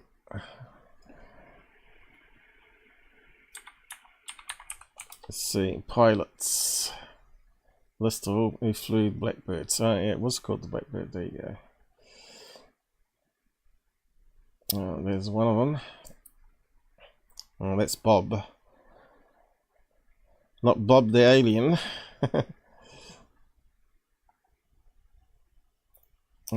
Yeah. Oh god, there's quite a few of them.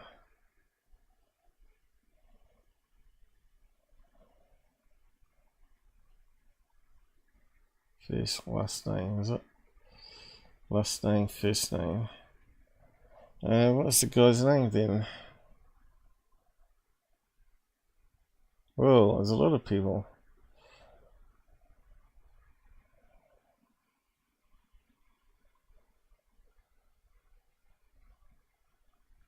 Oh, wow. Didn't realize there's that many. Just shows you, doesn't it? Yeah, still going. We're not going to put his name in that list, I don't think. Whoa, still going. It just shows you can be replaced. We can assimilate. Didn't see any names that sort of stood out there. Maybe they need to make a new movie of all the pilots that flew the SR-71. And you can buy their movie and books here.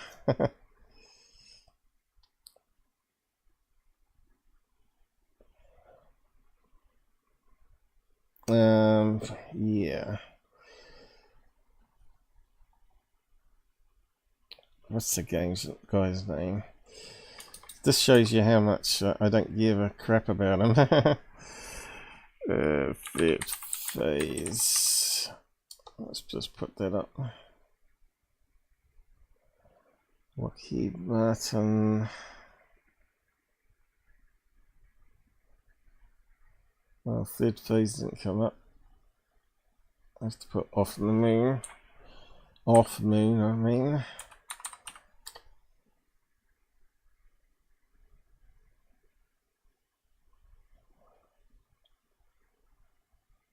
Look at all the clickbait titles. Evidence will shock you. 3-hour marathon.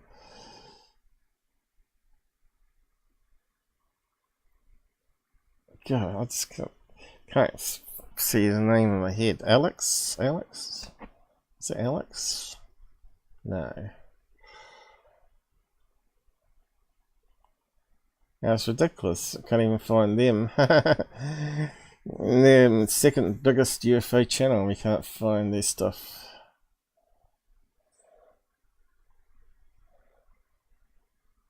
It's ridiculous, isn't it?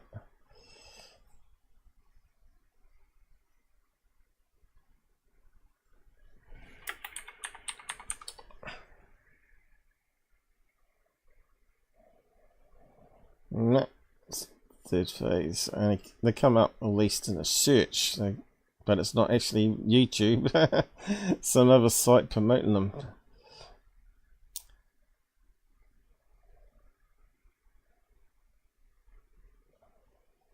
Twitter just shows you even they're suppressed.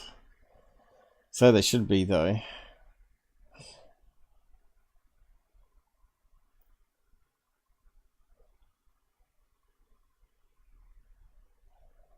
Yeah, it's ridiculous. Let's try it a different way here.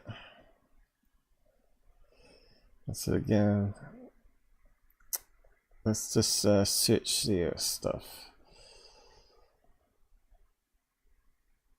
What's the guy's name? But we can put SR71, I guess.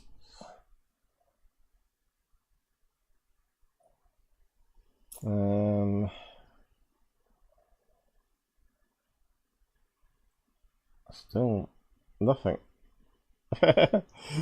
Only 2 videos of SR71 and there's a lot more than that. Is his name Alex? No. Don't think so. That's the other guy.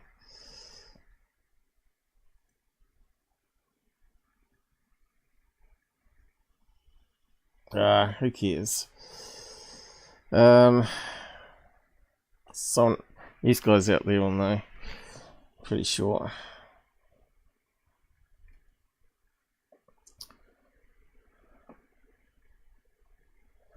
He did put a book out, didn't he? Let's see. Just search on book. It's always about promoting stuff. Didn't even work. Come on. Bye, bye, bye.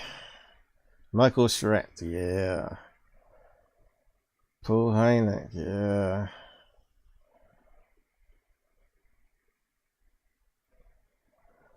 Is his last name Good something? Good. Good seems to ring a bell. Goodman? No.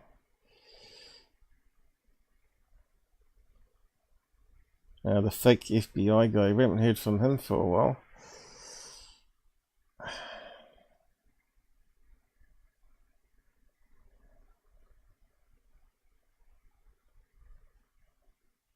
Jim GoodAll, isn't it? GoodAll? Jim GoodAll, I think is the name. Sort of popped in my head now. Jim GoodAll. Let's see what we can find out about him.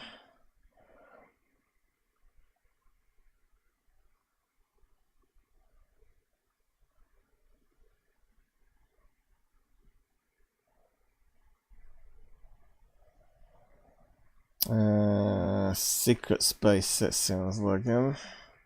That's all third phase nonsense, right? And Darcy Ware. Jim GoodAll, that's the one. We finally pinned it. Why is it not coming up though? It looks different there though. Let's go back.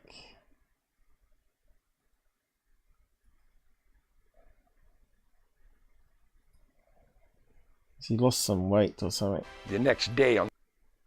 Is it the same guy? He looks like he's lost some weight.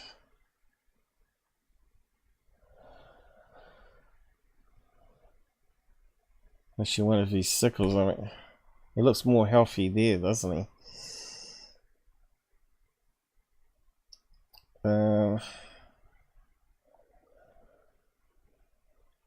What's it say about him?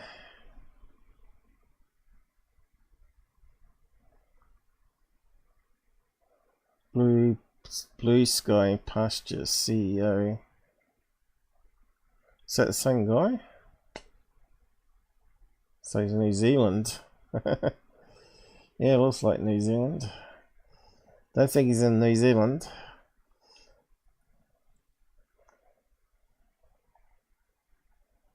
Let's see. Pilots. Bio.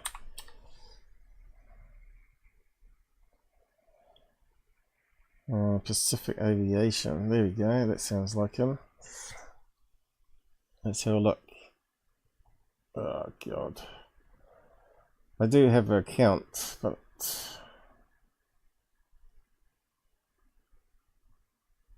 looks like they ain't gonna let us look.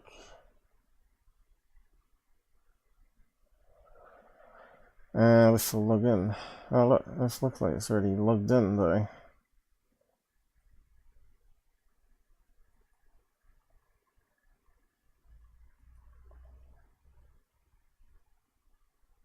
Oh, there you go, it's working now.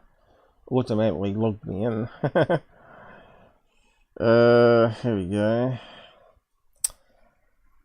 Curator, Pacific Aviation Museum. There we go. Pearl Harbor.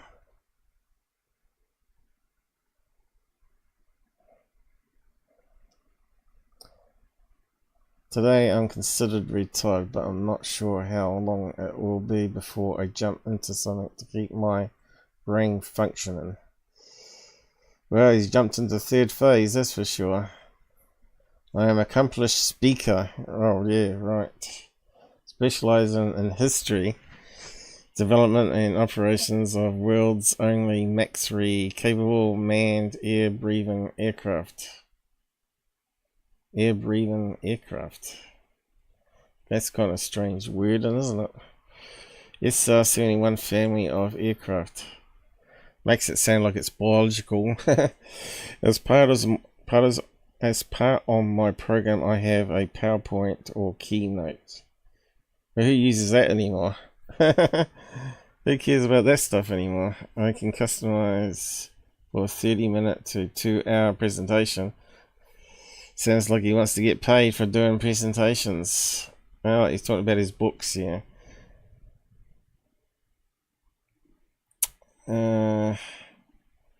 Looking for a new role. Yep, that's where you're acting on third phase.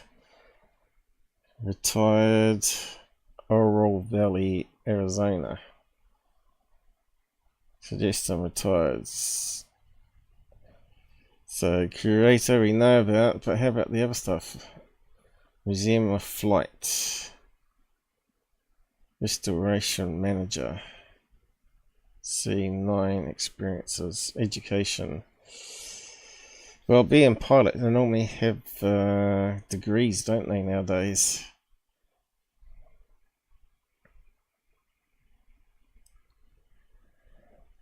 And there you go, bachelor's degree of business, but I'm not sure how that relates to airplanes.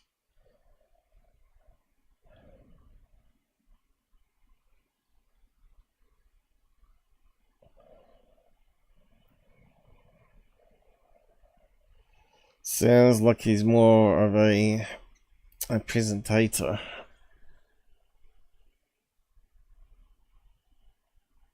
There you go, customer relationship management, CRM, 9 experiences.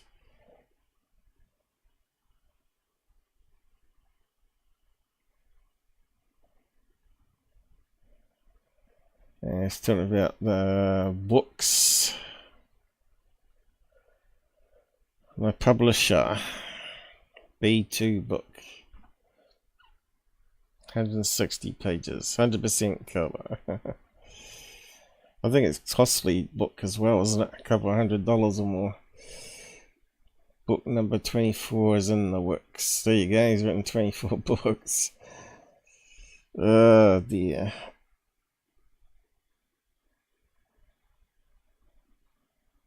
So that's why he's on third phase. He's pushing it and he's looking to be made into movies, right? It's not the best choice, I don't think. Anyway, getting back to other videos. Shills, promoting Shills is all the terminology. Once a hoaxer, always a hoaxer, right?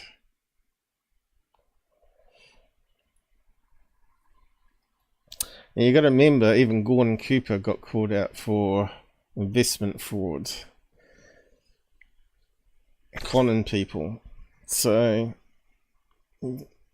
he was a pilot too. So it doesn't make sense why he'd be on third phase. So on to the next one. Let's see what we got. I think I did take some snapshots of the thumbnail that's not showing.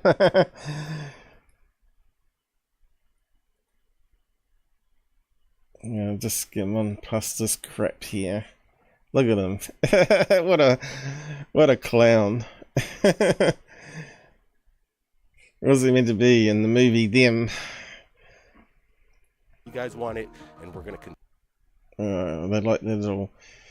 He likes his image on camera. That guy. Hey, so this is the ridiculous one coming up here. So let's have a laugh at this one.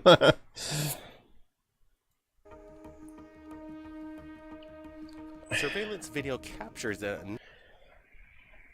Okay, so surveillance video. I'm just gotta watch out for the music. I'll just put on caps for now. Anomaly. What are we looking at in these?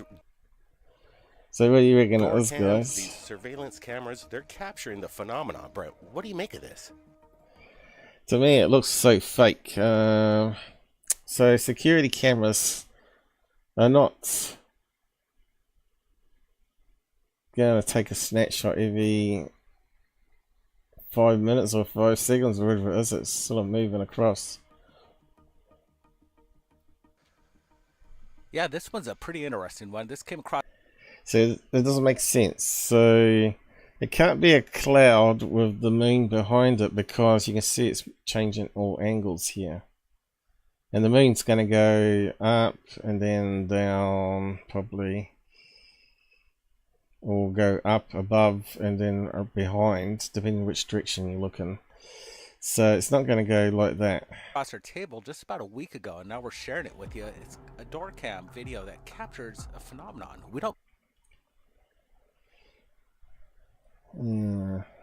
It doesn't look right pixel wise. It looks like a total fake. Someone's taken just a regular security cam footage and just added their own stuff on it and posted it. I don't quite know what it is, but we're going to be slowing this down, getting a couple frames of it. Even so, if you just had one picture like that, you could say it kind of looks like a moon behind a cloud. Giving it a fast forward, just as yeah, so security cameras, generally you put the date and time on the screen, don't you? Where's the timestamp? So there's a red flag there. The way it was moving across the sky is a bit weird. to see it's kind of coarse that it. So when I first looked at this, it looked like what you call a cookie cutter image, right? Where they take another image and Photoshop it, cut it around the edge. See how closely it goes around the edges? And it kind of looks like a cat looking away here. It looks like the head of the ears. Kind of looks like a cat, back leg of a cat, and the tail kind of looks like one of those tabby cats.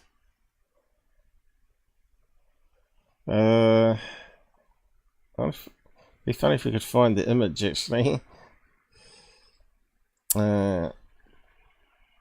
Silhouette of a cat or something.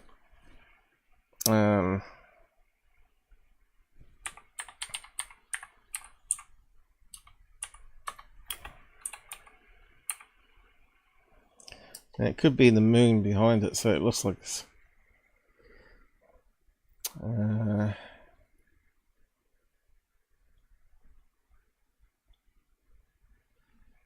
Yeah, I wasn't really after that kind of thing.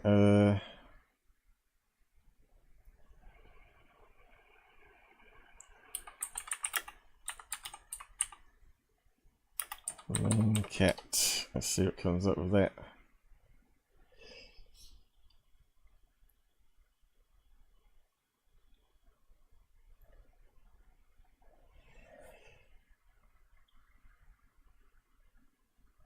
So that's sitting still.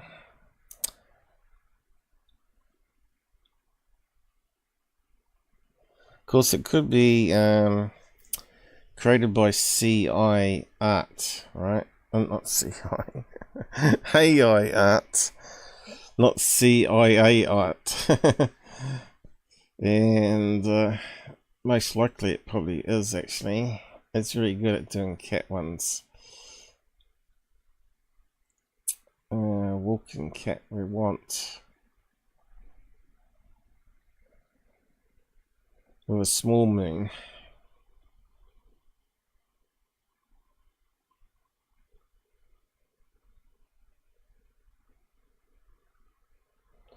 But are all the images of a cat though? That's the question. But yeah, if you just took something like that and cropped it around and just wing it across the sky, they look very similar.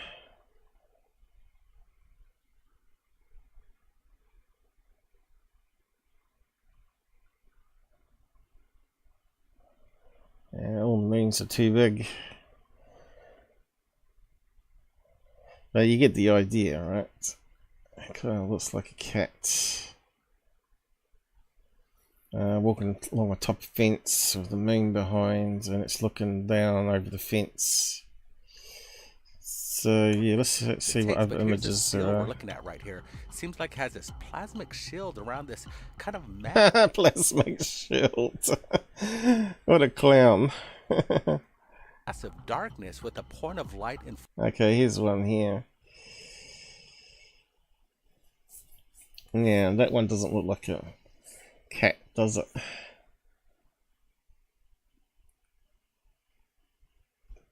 But it does look like it's been edited. That kind of looks like a land mass with a moon. But it doesn't look like a cat sitting near though, doesn't it? So it could be something similar of a cat series.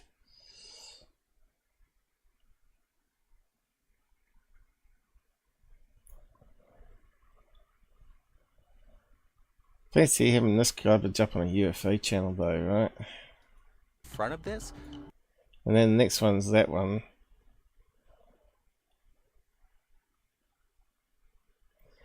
So could it be a cat that's zoomed up really close on? I want to go back. I should have just used the other key, shouldn't I? massive darkness with a point of. Oh, here we go.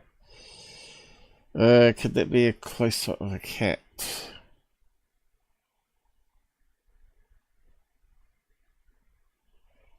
Yeah, I just don't see how that could be a cat where it's been cropped. That one. Let's just keep on going. Of light in front of this. What is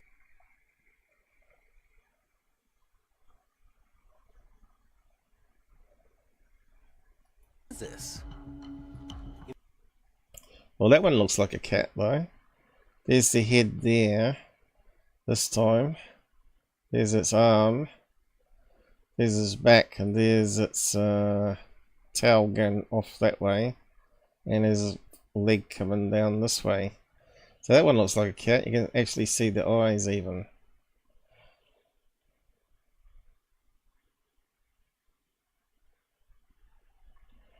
So I filmed their cat playing with a laser pen and then cropped it out and overlaid it. You know, as we look at it closer, And that one looks like the cat as it's got up to look at the laser pointer light. There's its tail again, but they've cut off some of its leg in the editor here.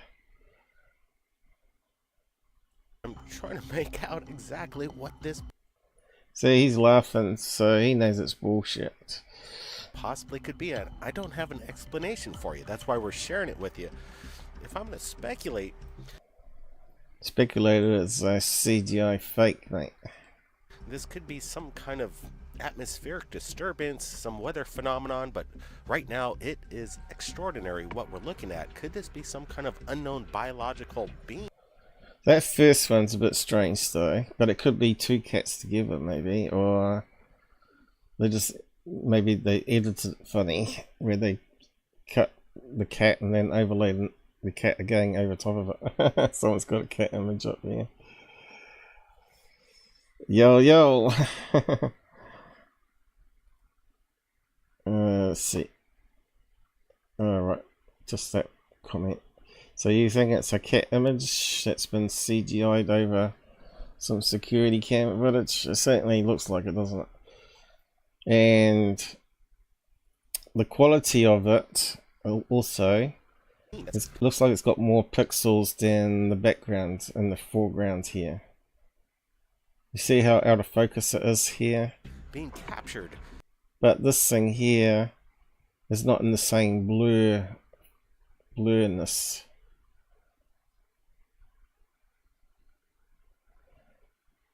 So that was the first image. I'm not. And there's the third one.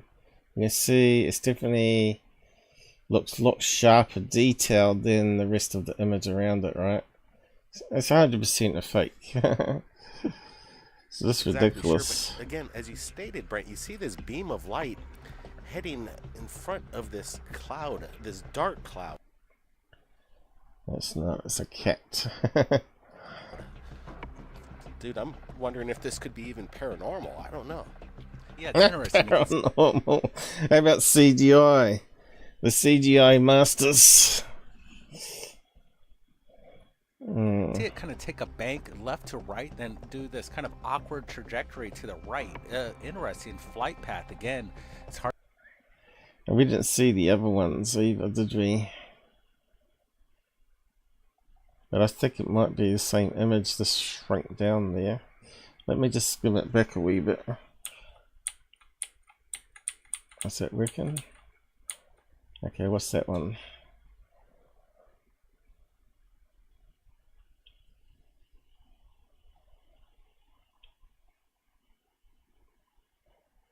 Looks like the first one that's been scaled down, doesn't it?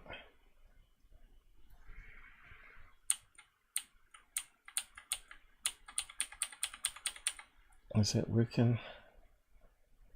So to know. Oh, here we go. That one looks like the first image again. It's just been rearranged.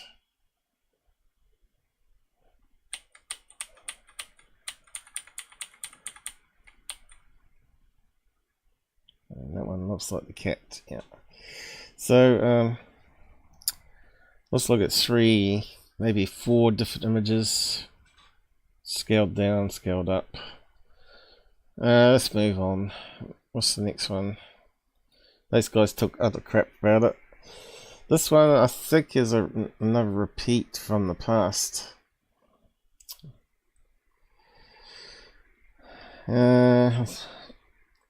Straight away it looks like a hot air balloon from somewhere in Mexico or South America. You can't see that. Again, it's blurry mess again for a UFO video. But you can see it looks like it's got some different tones happening, even in silhouette there. And you won't see the basket. It'll be a little tiny, little couple of pixels below it there. We got no ground reference. Look at the music they got on it. Have they said where it is? Jamie Misson? Jamie Misson, I mean. Out of focus. A massive acorn It's not an acorn. shaped craft, metallic. It seems on its How can you tell that's metallic? You can't. Look. In fact, it even looks a bit crumbly, just like a balloon, right? I bet it's one of those Illama Globo ones again, right? And they're actually hot air balloons too, right? So, let's see. Mexico.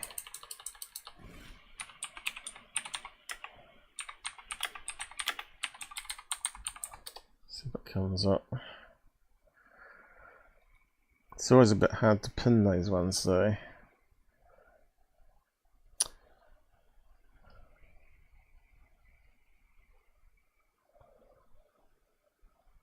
They do have lots of colours in them though.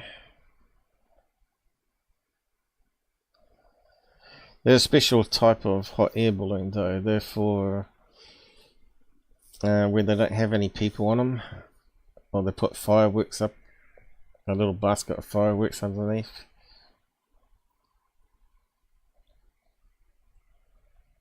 But we've looked at it in the past, right?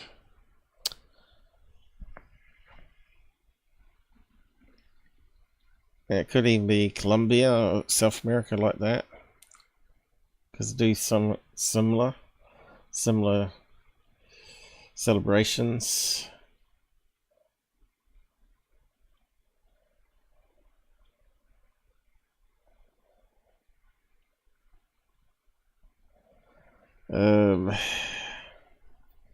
Let's see.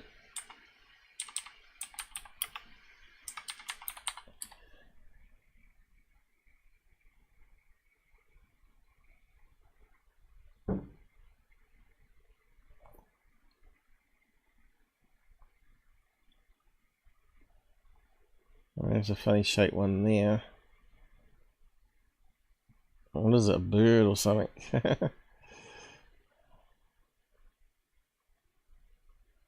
And there's one that looks like a clock. A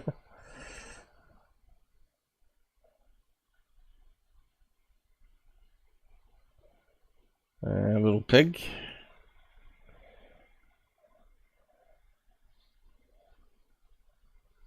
I got some interesting ones over the back here.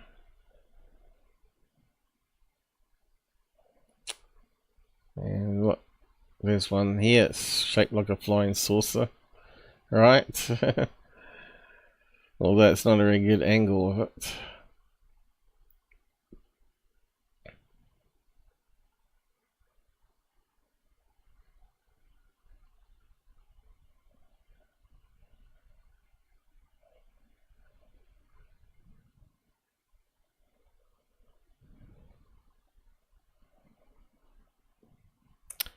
Yeah. There's a witch. Look at how colourful that one is.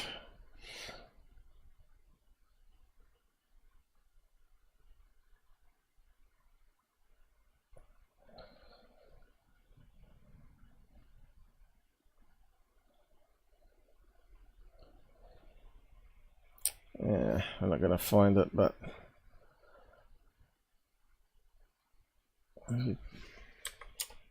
keep trying.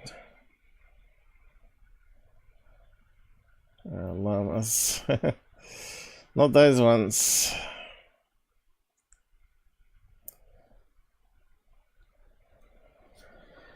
What did you say?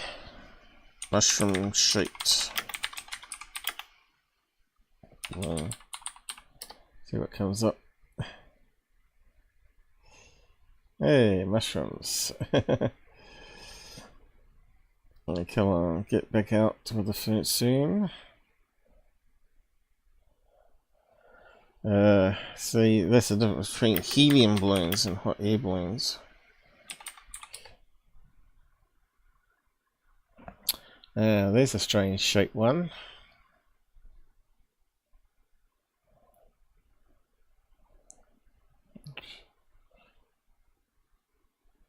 little like graphic renditions, those ones. But there's a hot air balloon there.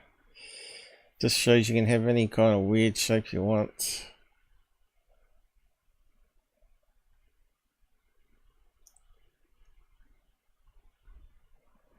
This thing's gone way in. Okay. Just seeing that a bit ago.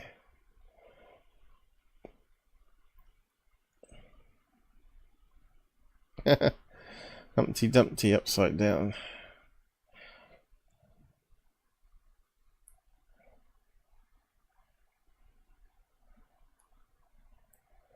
Mushroom, what else would you say?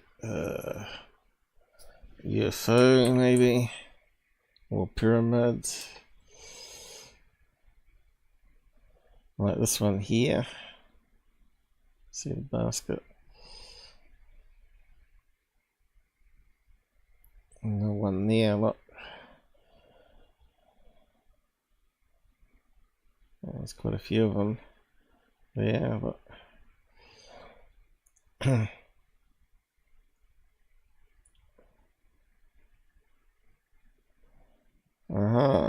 look at that crazy looking one. Meant to be a mouth by the looks of it.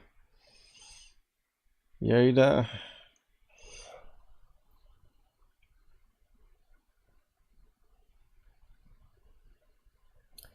And what else? Pyramid.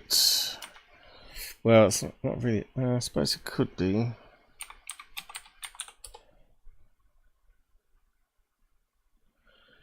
There we go.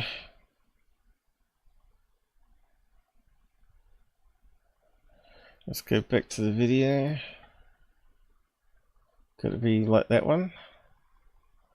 Got little bubbles coming around the outside of it. Yeah, it could be. Pretty flat top there. More triangular shape, that one, I think. Yeah, let's have a look again. Well, I don't know. It could easily be a close match. Or something really similar to that one. Here we go. There's another one. Now if you took the silhouette of that, darkened it, how close would it be to that one on the video? Pretty close. But that one looks a wee bit too more smooth. So I'm not happy with that one.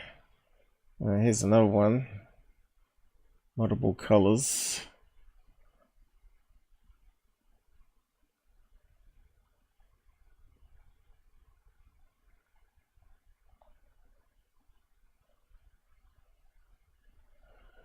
So yeah, it's going to be a balloon, but they have got those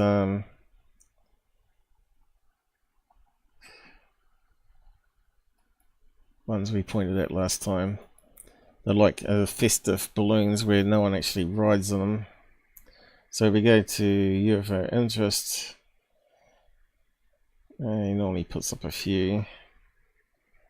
Yeah, I'm not too sure why it's coming up like this. It's like a mobile phone. I don't know what I've done to do that, but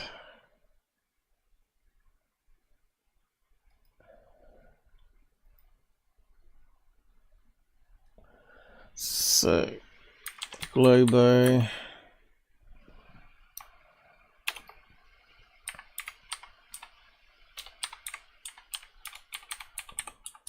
Just do a search on that one.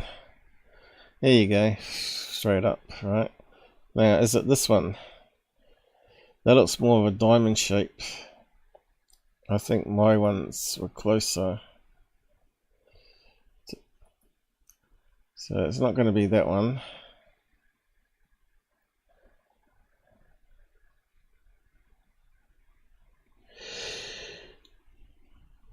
We just want some pictures, man. Give me some pictures.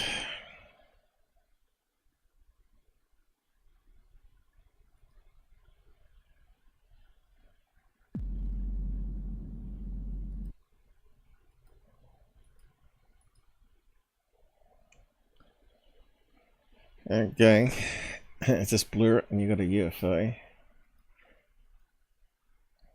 You can see here when they zoom in on that one, it's very similar to what we're looking at though with the outline. That's got to be some type of material.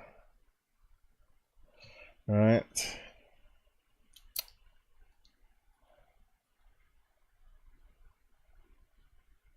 Here's some other ones. Oh, that's a strange shaped one.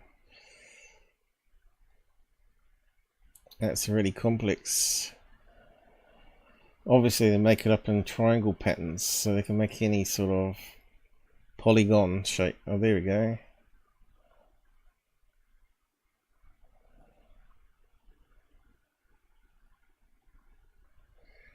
So they put a little candle inside, a bit like a Chinese lantern, and just go up, float up. So that one could be a good close match. You need to see it from far away. You can see here, there's nobody underneath it. But these guys should know that. They should better put them up. Hey, me Mazan! So let's go back.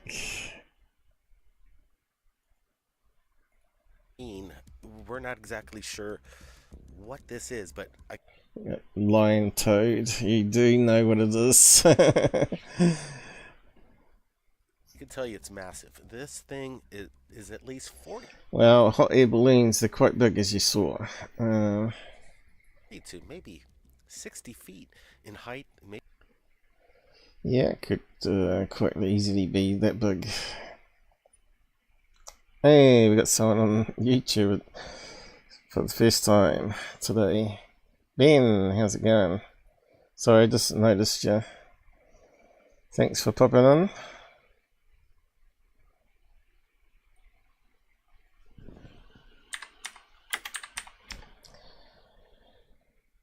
So yeah, you can see here, even on this one, look, we can start to see the coloured pattern happening. Lighter colour, darker colour, lighter colour, darker colour. So it's going to be one of those colourful Mexican balloons. What's happening there? About 40 feet in length here. Yeah. There you go. It looks like one of those balloons, doesn't Notice, it? like the lights, as you see it, they twinkle in and out. Those top two, right at the 12 o'clock position. Here's a kind of What lights? a contrast, making this thing pop. I think it's just the sun, early morning sun reflecting off it, right? Up a little bigger. This thing has nodules on the side and maybe even one at the bottom. This is a pretty good capture. Now we got a still right here. 3 lights right at the 12 o'clock position. Like you said, Blake, this thing is massive. It's not lights. Spotted in different regions across the planet, but once again. Oh, there you go. That looks like another one of those balloons. And this outline here is video compression artifact, where it looks like it's been obviously maybe even enhanced by whoever's put this video up here. It's probably enhanced it to try and bring it out, and that's part of the artifact you get with the sharpening tool. Creates artifacts when you're trying to sharpen the image from blurriness. But yeah, mostly that's due to compression of the video data. And are we looking at some kind of hot air balloon? I'm not seeing any. There you go. He knew all along it was a hot air balloon. I'm not seeing any gondola. Well, we just showed you some that didn't have any gondolas. Come on, Blake, you know exactly what it is. Why did people bother with this channel? I really don't know. And this is the best UFO footage you got this year. Still. Where's all the good stuff? Because there is none. The good stuff is buried. The government has it. Gondola underneath this, or any kind of roping. This is a big, large. It's ridiculous. Listen to these clowns. So that one looks very much like that UFO balloon one we were looking at before. I've closed it down now. But they had more of a flat top. And it had some sort of tail fin. That could be the tail fin. Anyway, just carry on. On to the next one. A dog. Right about here somewhere. UFO videos, we got them. We got the UFO videos. We got the balloons, man. Let's roll the next one right now. And they got the lots of fake CGI, and they got a lot of light reflections. Are you ready for more UFO videos? Or at least give us one to start with. Buckle up. Buckle up. What the hell is that meant to mean? Buckle up for CGI and fakes on third phase of fake. With their fake music so they can copyright claim you. So the dog's not even paying attention, it's looking over this way. So this is a problem with filming in portrait, right? We don't know what's happening either side of this, or what other light sources we've got either side. We can see some bright lights over here. I'm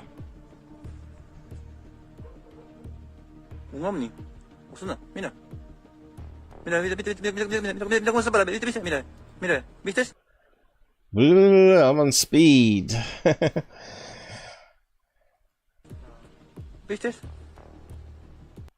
What is it? What is it? Charlie is a booty cat. The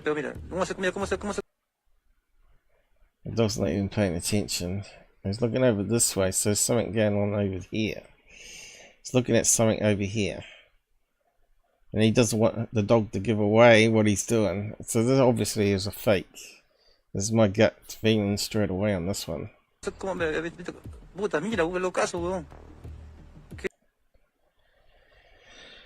Okay, let's see if we can figure this one out. So two lights. Is it a lens flare? Because that kind of looks like it's so far, doesn't it? It looks like square lights. Let's just keep on going. And it's just changed the angle here. And you notice one of the lights fades. So that means the light source angle has changed. He's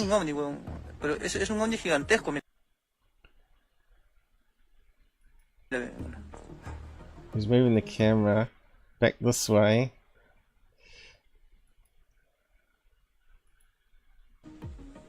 I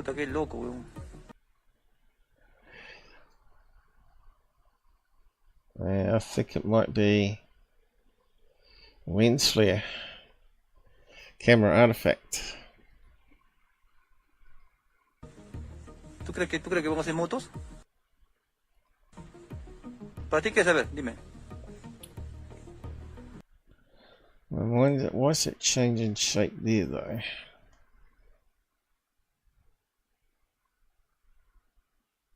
Unless someone's standing in front of the window. Puta que locazo. That sort of rules out being the lights from that cabin then. Can't see any motion over here.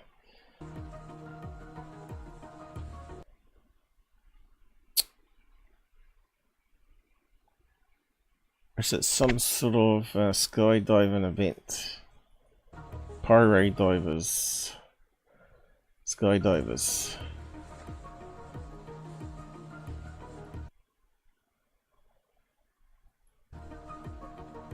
Okay, why is he going out? Why is he not filming it? Why is he going off angle here? That's kind of weird, isn't it? Why would you do that? When it goes away, then you can pan around and say, well, there's the whole scene around me before you turn off. Is it a illumination flare on parachutes?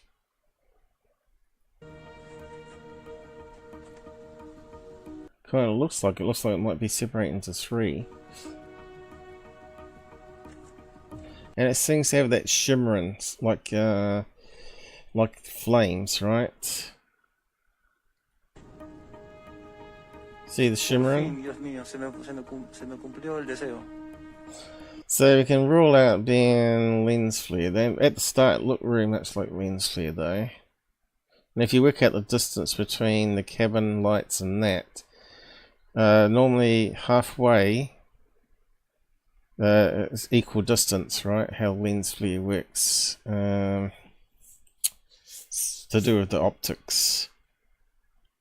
So if you draw a line halfway, and then that line matches up with the light source, should be exact. And it looks like it's in the exact location there, but this definitely is not. It looks like it's got flickering going on now. So I'd say it's illumination flares. Esos son de los buenos.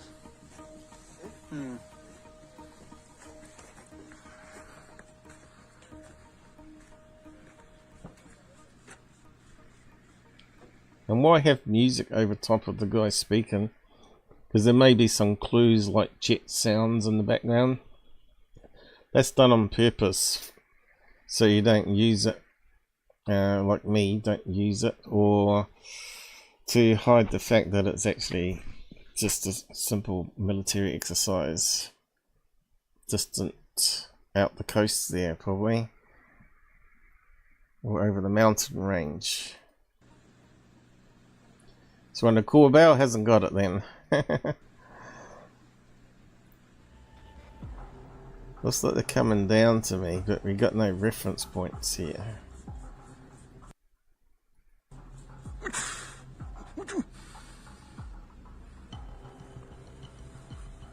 Of course, if it goes on longer than 5 minutes, it makes it a wee bit harder to explain that as flares. But it looks like some are going out and some are relighting or whatever. Could be pyro skydivers.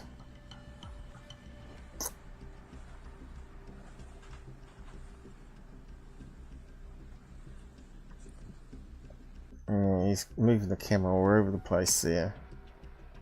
Right, this sighting coming out of Mexico is really Mexico. Yeah, some sort of drug patrol dropping illumination flares on drug runners. amazing, and I like it when you see animals, dogs, react to the phenomenon. It gives you indication. It's not reacting to it, Blake. What a lot of cobblers, man. That there's something out there, something strange. You look at the dog, it's looking at its owner. He's looking at something over here. What? We don't know because the guy's not panned around. Its head is like, are you okay? Are you seeing what I'm seeing? This is crazy stuff. So he's laughing. You know when Blake is bullshitting his own script because he always has a little laugh. But besides the dog and the human interaction with the phenomenon, we're getting a closer look. I'm doing the side-by-side comparison. Yeah, this looks like flares now, doesn't it? We're starting to see more now he's zoomed in, right? Added a little bit of brightness contrast to the one to the right. Plane flying this way. It looks like a plane flying that way, dropping the flares. Got a little closer, and what we're looking at is some kind of craft. Just levitating there, stationary in the sky. Levitating. We got no idea that it's levitating. Slowly coming down. These guys are a joke. They really are. Okay, is that all we got? Oh no, not this stupid woman. Always said the B word. Here I have the Integratron behind me right now, and this was actually open your mouth. Created by George Van Tassel. She don't breathe through her nose.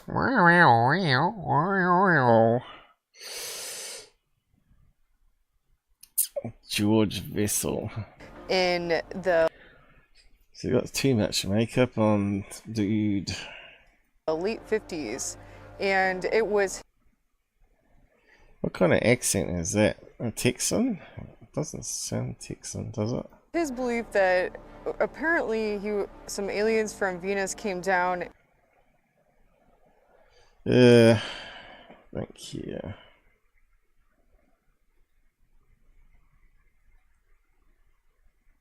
She got the gloves on? She's always got the gloves on. Location of where the I don't know what she's trying to be. A wannabe actress. Yeah, I don't like her. She's superficial. And she knows nothing about ufology. Especially working with Shills. You want to be famous, you don't work with Shills.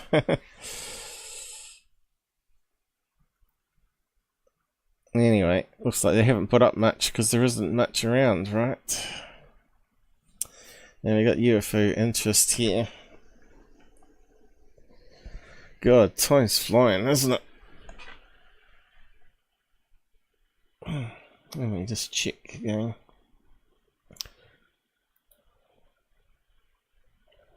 Don't want to make it too long. Looks like I'm not going to be able to cover the other stuff again.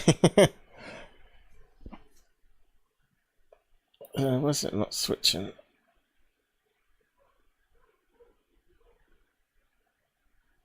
Oh, what's that message there?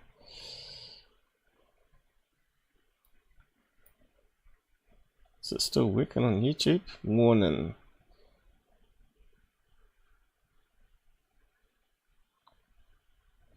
Saying my bitrate ratio is lower, but it shouldn't be.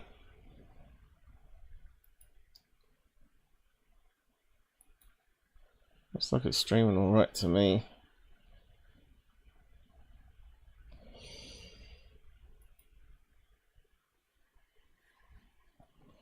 There's not much I can do to increase it, really. I think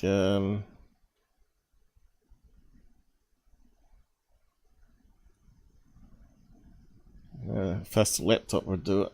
Probably when I'm zooming in, probably it's causing the error. Yeah, what was the time on that? Can't quite read it. Oh, 3 hours almost. Holy moly, okay. Let's just scroll down. So let's see what CGI that Scott has been put up here exposing. They exposed and debunked tons of fake videos, hoaxes and lies published by this account.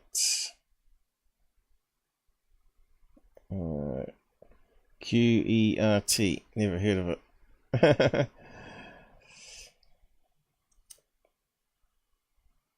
Yeah, that's generally what they do though, isn't it? They block you, so you can't see what they're up to. But you just have a second account, right? That's why he's got 2 accounts anyway. Don't forget the real goal of this clickbaiting account. Millions of views.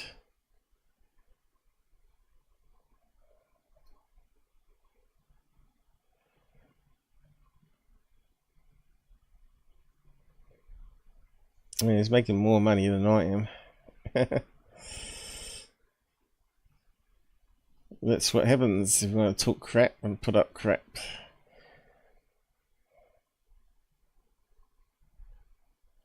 So this is another one. Alright. Same guy with a second account by the looks of it. Teacher of QERT, whatever that is. What is QERT?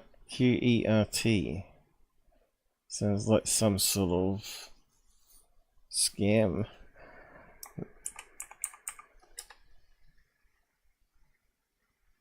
QRT, what is it?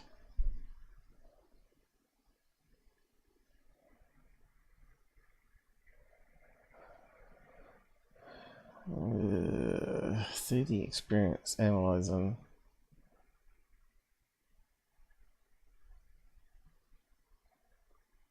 Don't think it's that.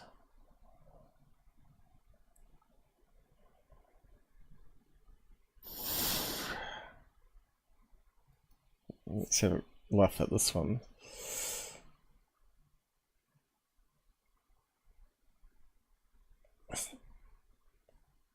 How come I haven't given us anything? Maybe it doesn't like the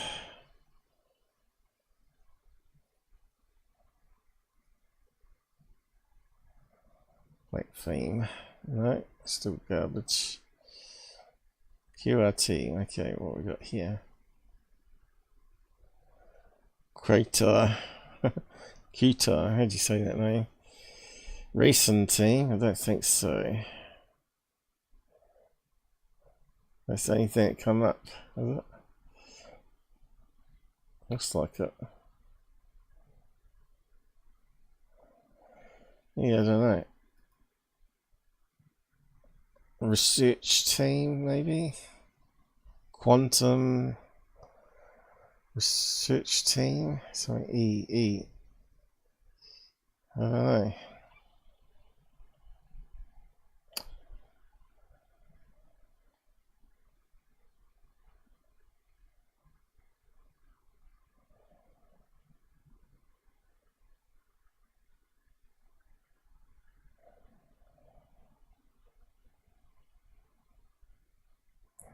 There we go, quantum energy resonance technology.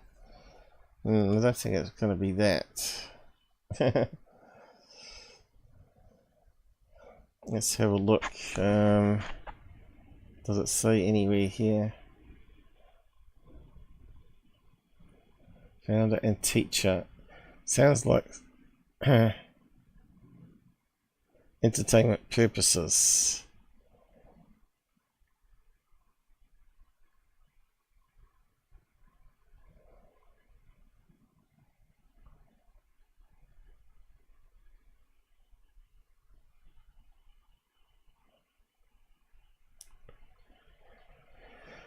Quantum experience research team? I don't know. Fake.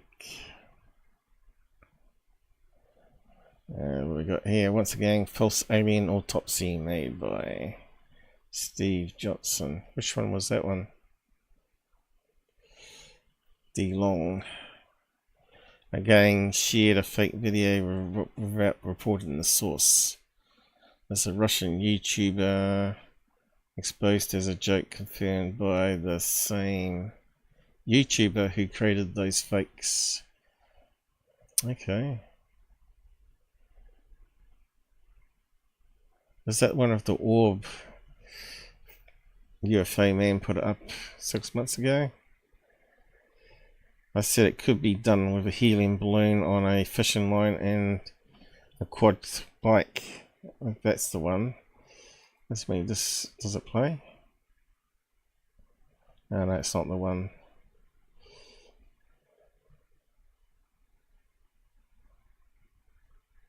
Well, it doesn't seem to be doing anything. Oh yeah, it is. It is that one. That was at least a year ago.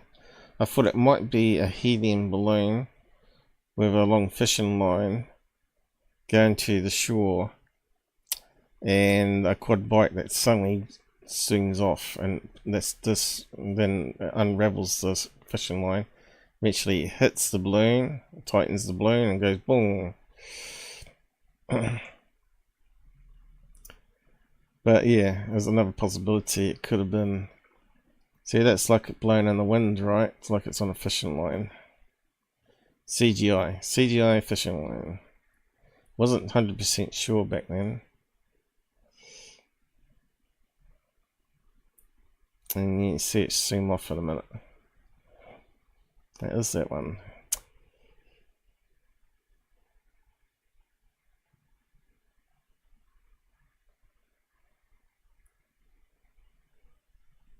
Let out some fishing line. The wind catches it. Oh, I didn't show it all, but then it shoots off very quickly. So, saying it's a fake video, but was it CGI? Already exposed as a joke. Okay. Well, it's the first I've heard that it was exposed. I said it was faked. Appears to be reveal UFOs using weird alien glass. Seriously, nope, it's just one of the fake videos published by Space RU. It's another one. Well, that one's an obvious fake, isn't it? What's it say?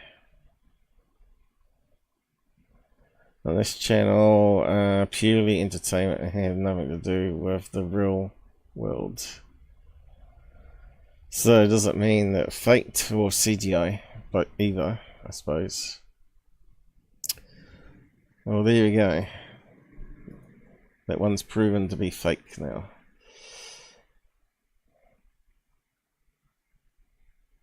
What's that one?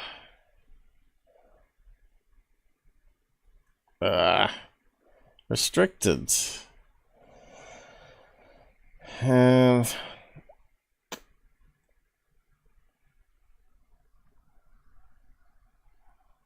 So I can't even play it embedded anymore.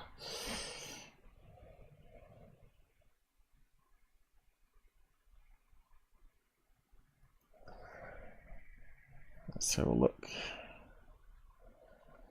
Right, green screen alien. So this must be from the video. It's a wee bit skinny, on the skinny side. Looks like it's falling over there. No wonder those skinny legs. Looks like AI art, doesn't it?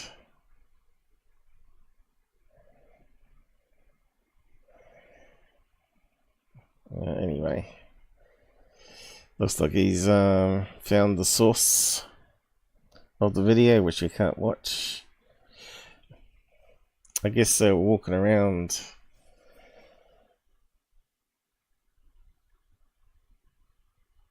It's back to this one here. So that must be the CGI, what do you call it, FX that you can buy, and that's it inserted with a background. Looks like it's got one thicker lead than the other as well, and that's what it looks like here too.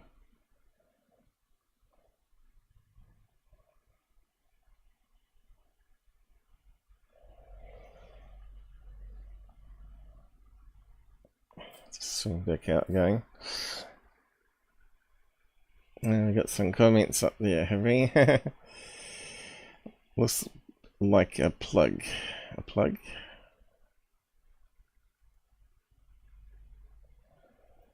I mean, the hot air balloon, yeah. A spark plug. No, yeah, they have really spiky triangle type festive balloons there. They're not always smooth edges, they have little spikes on them. They have all sorts of strange stuff like that. Mexican and Colombia.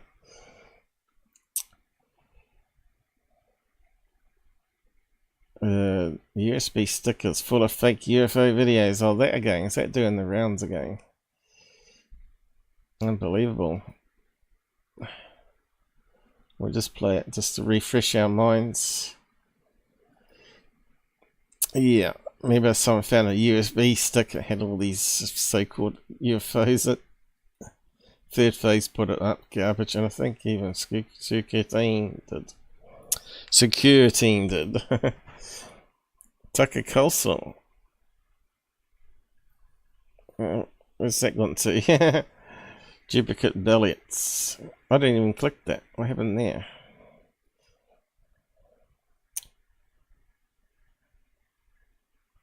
Huh? went to the one we were looking at. We can't put that one up. Google won't like it. I just clicked on that, didn't I? That's what I thought I did.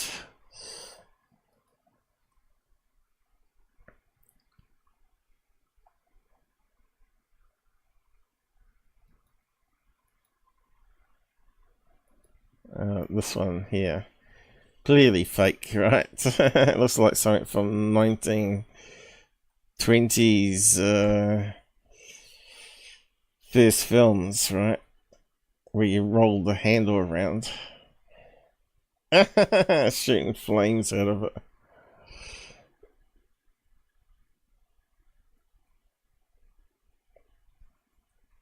So they took a stock image and stuck fake UFOs. And just moved it up and down, zoomed in. Another one.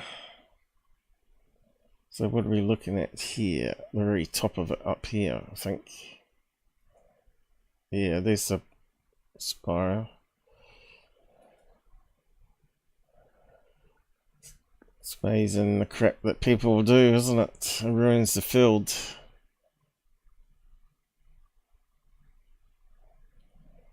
Artificial scratches, repeating.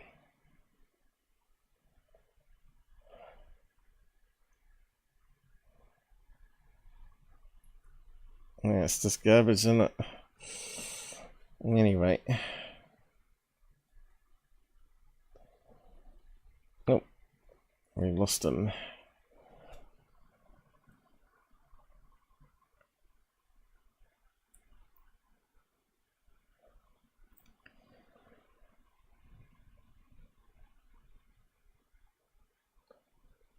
Where do we get to? Plus that. Can't be too much more, surely. What's this one? Alright, this is the one we were talking about, the flares. Did we play that one last time?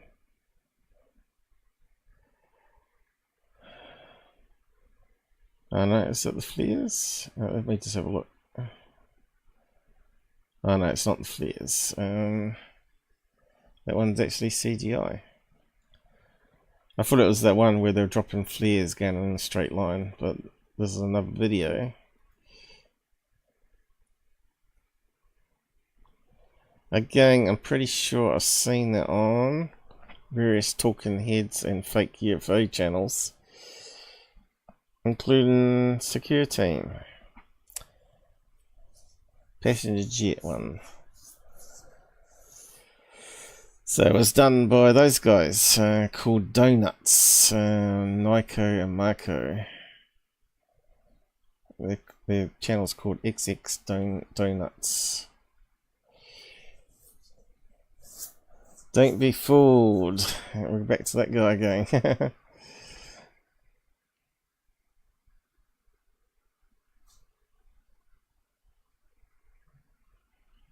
Yeah, what's this one? Just another fake.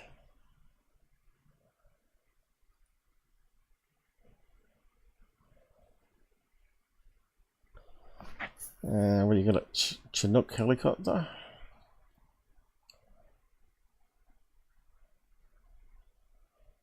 Where is the UFO? Because I didn't see it. Is it there in the corner up there? Is it? It's pretty hard to see.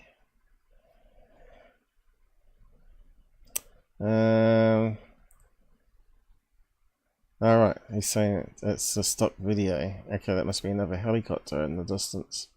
So where's the original?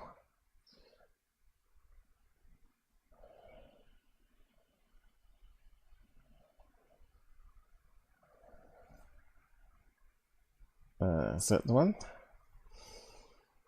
No.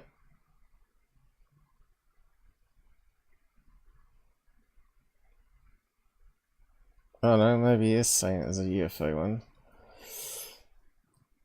But they found the stock video, so that debunks it.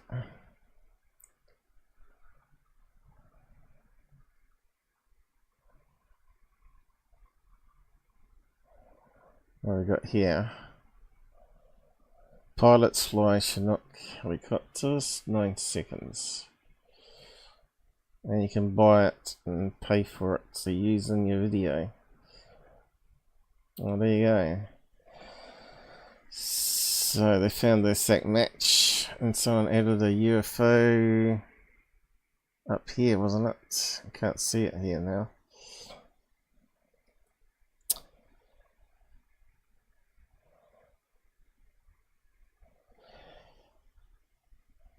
And that's that.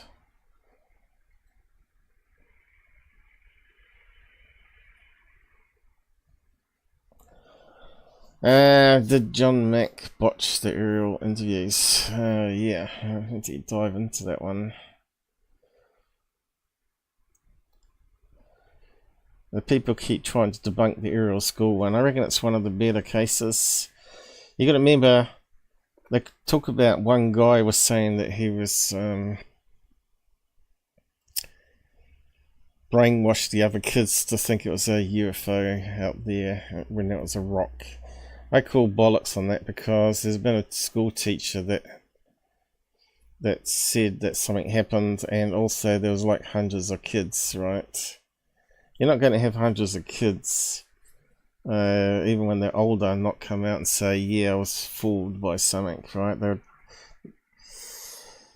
would have been more than one school kid that come out would have said it was faked. I just don't believe it, right? The school teacher, there's a school teacher talked about seeing the creatures as well from the UFO, and also having ongoing contact after the event. Not sure if it's in this one somewhere. But yeah, if you ever watch his interview, they're saying that he's read all this here. They're saying his interview technique where he's trying to put words in their mouth. So I don't think so.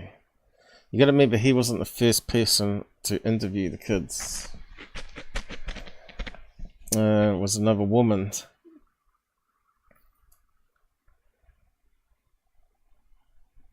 And that sort of changes it a bit. I suppose we can go through it. We'll at least get one thing knocked off here. Let's see. Edit. After discussion, my view is that the answer to the question in the title is probably yes, but not in the way you think. See my lengthy reply in the comments where I explain that it's not a problem of leading the witness coaxing out particular testimony, but a problem of leading the audience, causing UFO enthusiasts to misinterpret the testimony. In the discussion about the Arial School event, I often seen it asserted that John Mack did a bad job. I'd like to ask what you all think.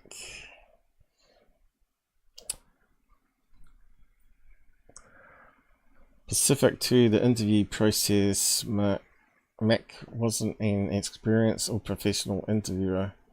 He was an academic and he did the best he could.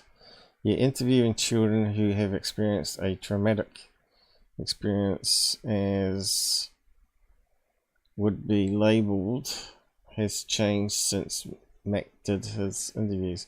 He literally uses no approach whatsoever, because there wasn't any development at the time, so it's not his fault, but did he lead them? If this event happened today, the children should go through forensic interview process to get a truly accurate account. Okay, that's fair enough, I guess.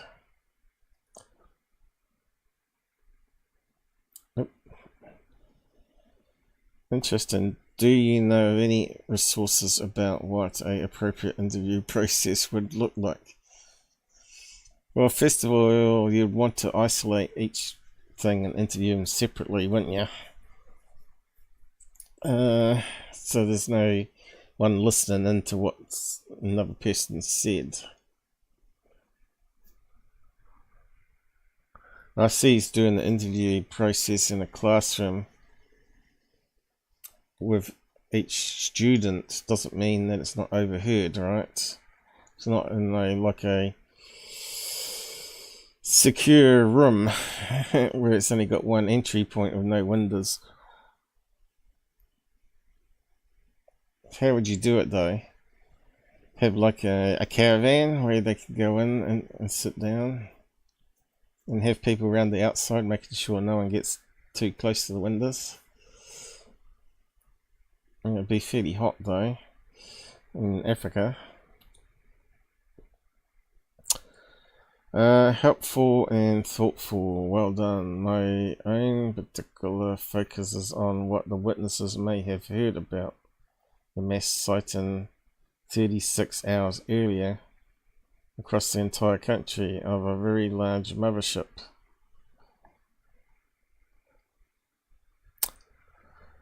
What if these aliens are like caretakers? Yeah, I've said that before too. Caretakers of the universe or multiverse.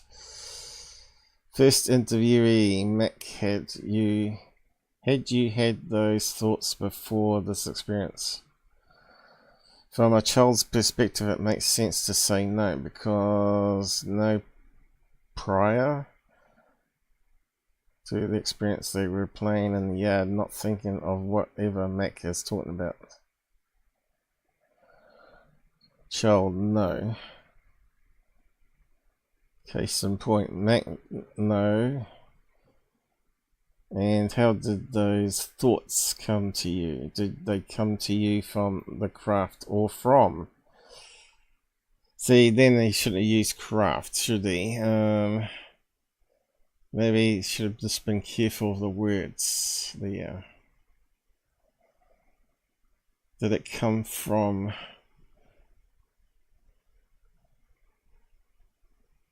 See, maybe you should have left off that last sentence, right? How did those thoughts come to you? In your head? Or did you hear them? Or in your head? I don't know. You got to be careful of your word, ain't you? It's kind of tricky when you think about it. Note that Mac's question here is leading. Instead of stopping at the bare question, he continues to suggest an option. Yeah, that's what I was saying too. That immediately adds a overtone of telepathy, which so far was not suggested by anything in the dialogue. Yeah, so you can't even say, did you hear it, or was it in your head? It's kind of tricky when you think about it. Even that question alone probably wouldn't be enough.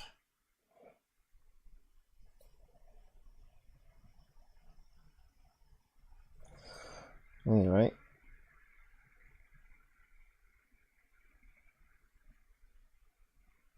on to the next one. From the child's perspective, Mac is asking what made them think those thoughts. Child, from the man. Well, he didn't say man above here, or from, unless there was more to it. There must have been more to it. Case in point, the child answered what made them have those thoughts which they did not have before when they were just playing.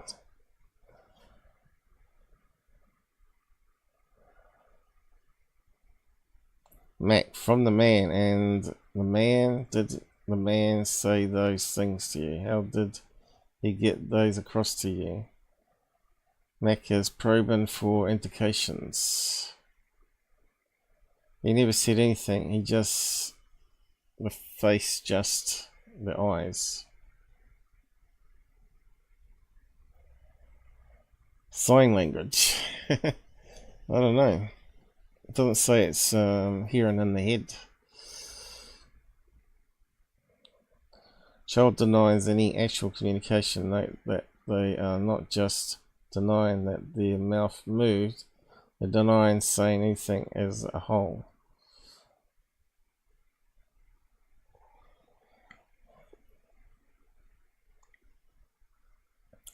Well, how could ETs know a language is another question. I have enough trouble with English.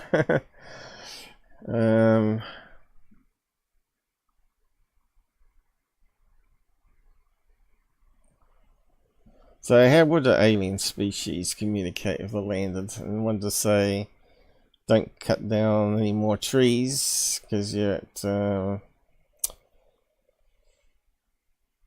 world-ending event?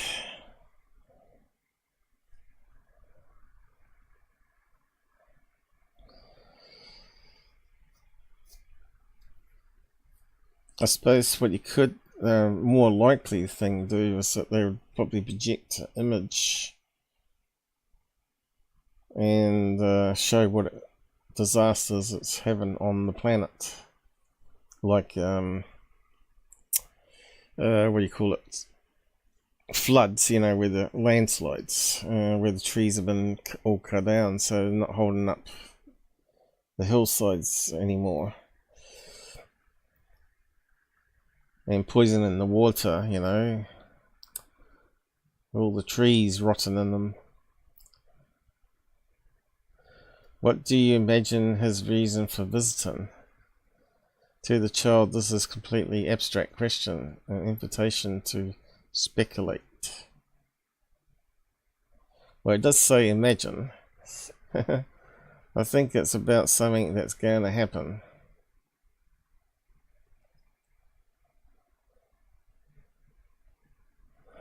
So yeah, good points. Wasn't the best interview technique or questions, and he goes on a bit. And that's just one interview, I guess.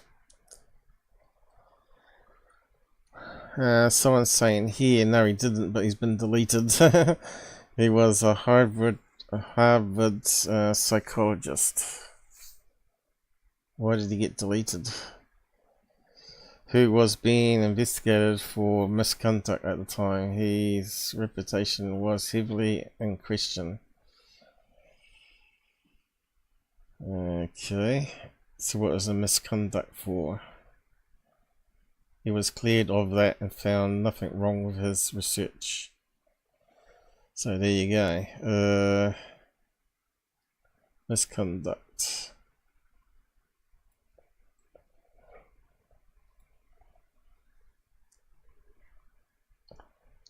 I know he did appear on Oprah and other places like that that may have made the university a bit upset, right?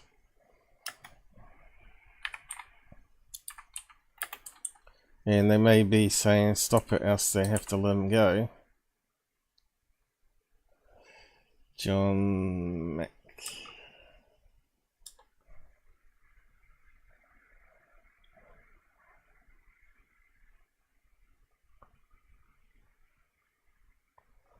So it's talking about in a book here, is it?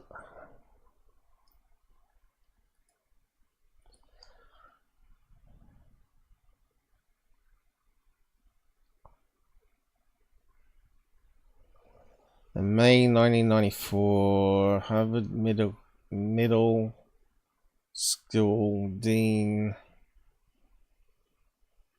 Daniel Institute Investigation of Psychiatry Professor John Mack. Investigation conducted by a 3-member committee chaired by Arnold blah blah, former editor of the New England Journal of Medicine, stemmed from Mack's work with experiences reported in his 1994 bestseller. This is not a case involving misconduct or discipline, Harvey Vice President James said. It's an ongoing review of Dr. Mack by senior facility and a peer review process looking at his research methodology. So there you go. So it wasn't any sexual misconduct or anything like that that you often hear about nowadays.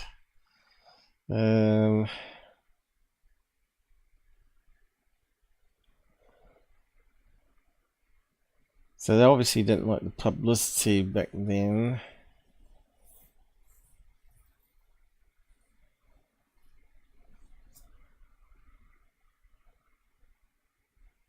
Right, Oprah Winfrey, there you go.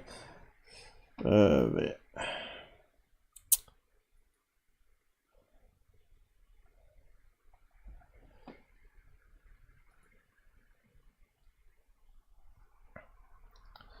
So they investigated his methods and they found them to be sound, obviously. And so he's cleared. I guess you might think that Harvard psychologists would have relevant training and able to judge his own question better than your average Joe. So maybe we should trust his methods rather than second guess them. Of course, even given his training and position, I could imagine things he could say that would still not make me trust the interviews.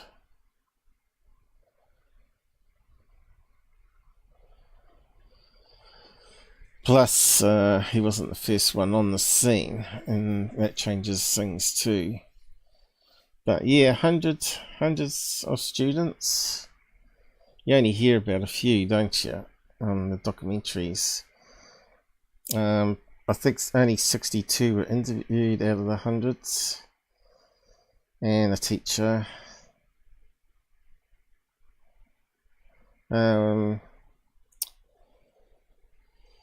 Yeah, people making claims that the children saw a puppet show that was on a bus. Bus, a UFO, but there are reports from kids saying they saw a mothership that actually landed and then took off again, and then landed and then took off again, or something like that. You know, you heard about people making claims that the students don't know where it was exactly. Well, if it was landed and then took off again, and then landed again, then it's not on one place.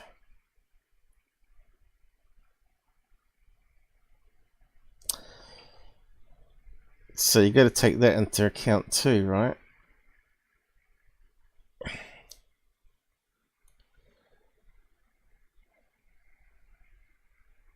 So also they're claiming that they saw some UFO movie before the event happened that influenced what they were seeing, and they saw like a puppet show, and they thought the bus was a UFO and the puppets were aliens and all that. I think that's a wee bit bullshit BS myself. You had kids of all different ages, right? Younger ones, older ones.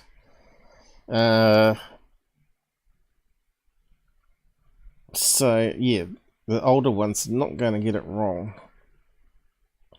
They might get some description wrong. It might not be identical, but we expect that in all eyewitness accounts anyway. People see different things, you know, they focus on different things like the colour of the car. Well, another one didn't pay too much the colour of the car, but how it was moving. So we expect things to be different per user's interpretation. Others may have been focusing on the aliens and not actually on the UFO design and shape.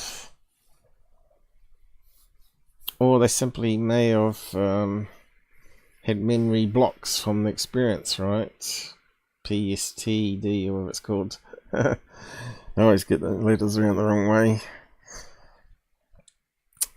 So yeah, what else are they saying here? Read more comments. Yes, Michael King's joined us, I just noticed.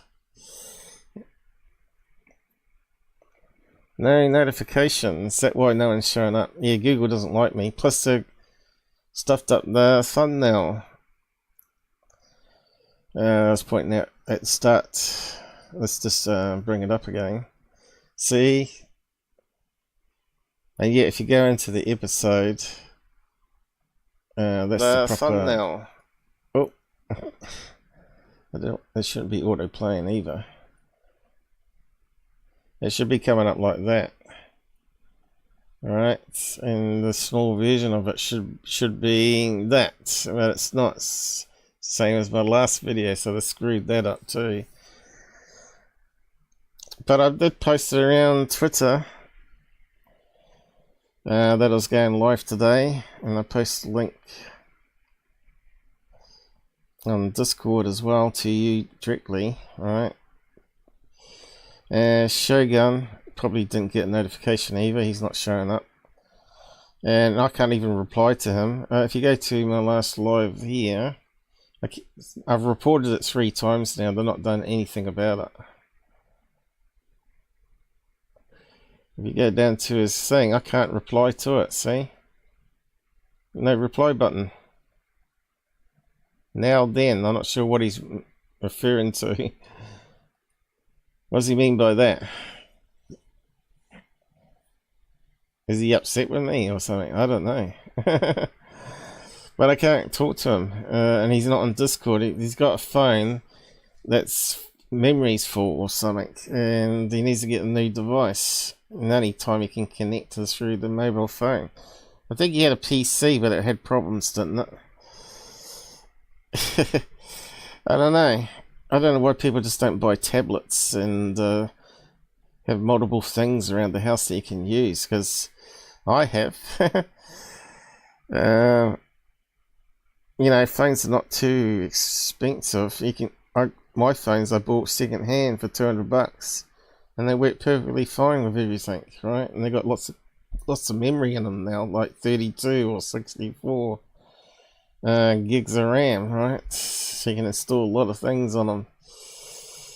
But anyway, lots of problems with my YouTube channel. Almost, you know, they're trying to force me away from it, I guess, or give up, right? Even if you look at my traffic, it's really dead. Unless they put up a short video of the dog. So we go to Social Blade, right? We can look up stats on channel. And you just type in the name of the channel. In my case, it's out there. I'll just zoom in.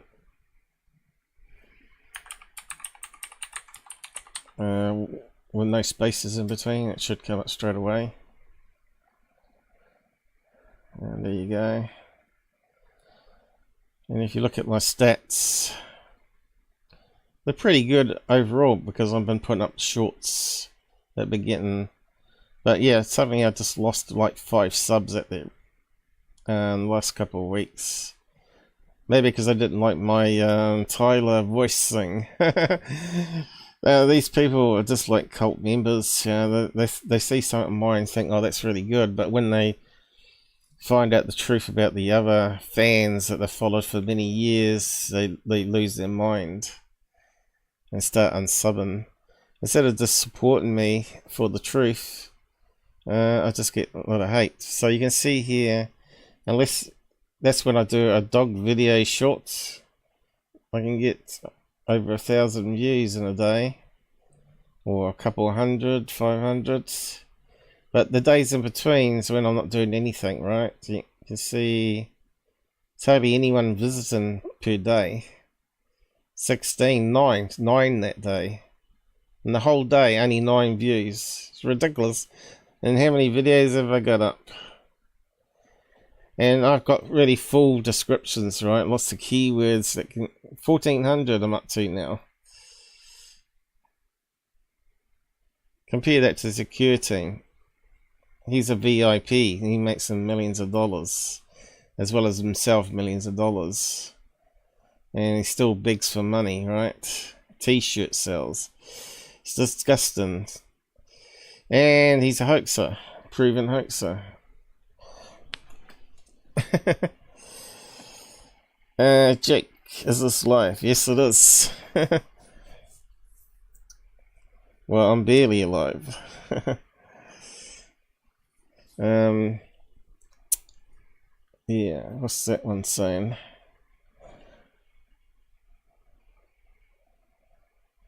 That thing's come up in the way. My eyes have gone blurry, unfortunately. This happens every time I try and do my shows now. My eyes gradually get worse and worse as I go through the hours. So I might have to do shorter live shows. But, yeah, let me just zoom in what you're saying there. Didn't have Discord loaded, have kids down, so they have full control. Okay. See, I don't get to see it the way you do, because there's an overlay. It doesn't show overlay on my screen.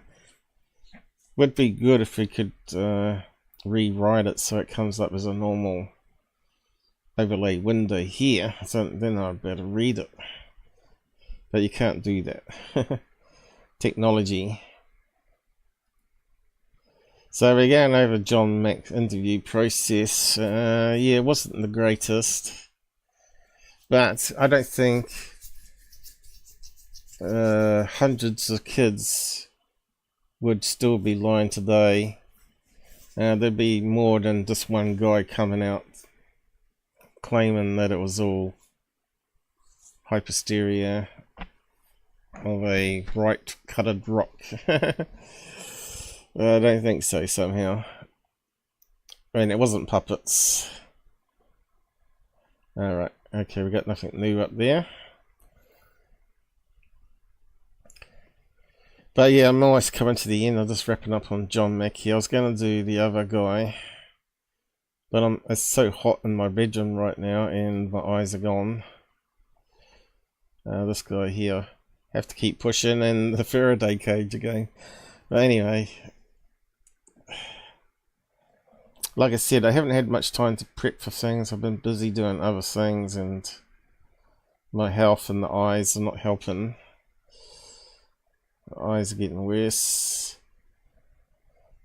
Well, and that's what I zoom in a lot, so I can actually read it too. At least you get to see it. My impression for a quick search was that some material has been taken off YouTube because of copyright issues. Isn't that always the case? Copyright is a stinker. Copyright is censorship, basically.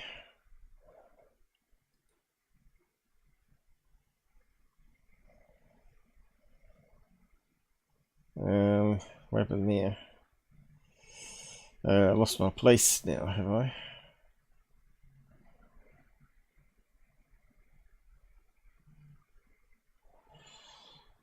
I can tell you that you're better off watching all the aerial clips available online than paying $20 for a movie. Is that what James Fox wants, is it?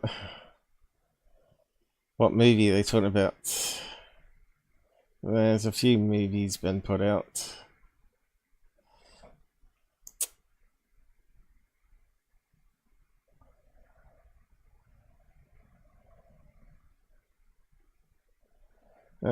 Sure, there was a lot more on this article when I first got it.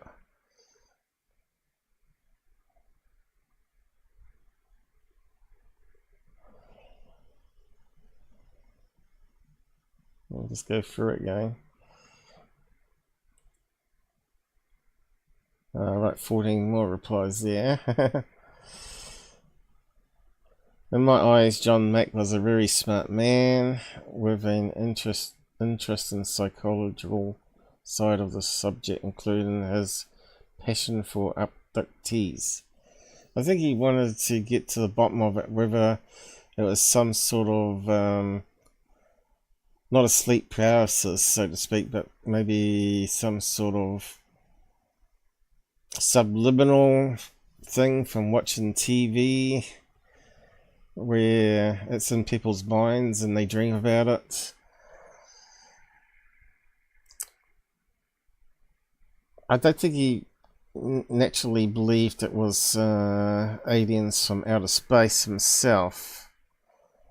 He had a different take on it than the other researchers in the field. But he knew it had to be studied and he was pointing out that the real mainstream psychologists wouldn't touch it, and that's a shame, because they see it as crackpot stuff, right?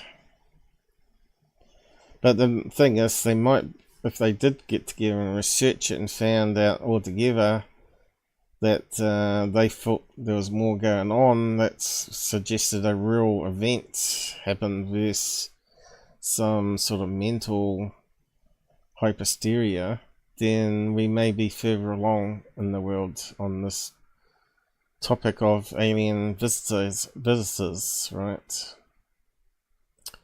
I need a drink. But the more I drink, the more I need to go to the toilet.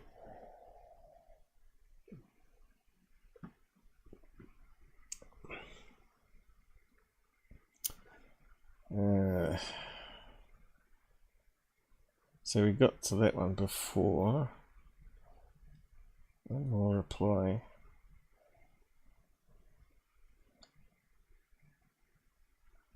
That's not going to come up.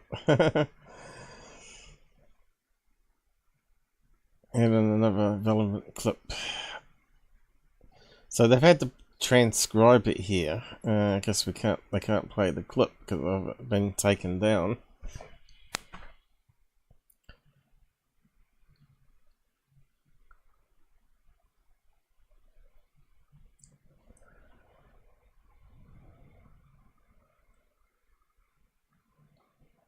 Oh, I thought there was a lot more to it. Maybe it was another link I had. But I thought there was quite a good discussion there.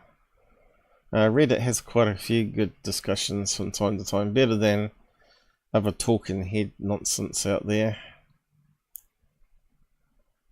Yeah, there's quite a bit in that. You can go and have a read of it yourself. I'll post a link to Reddit here.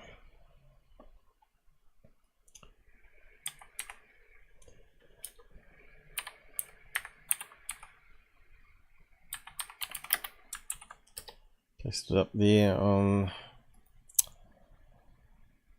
thing.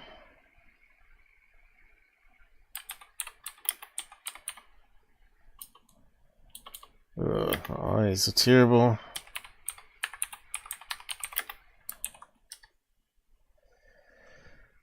There we go. And I think we're coming up to 4 hours or something. Not that I can see it. Again, I'm just going to fix that.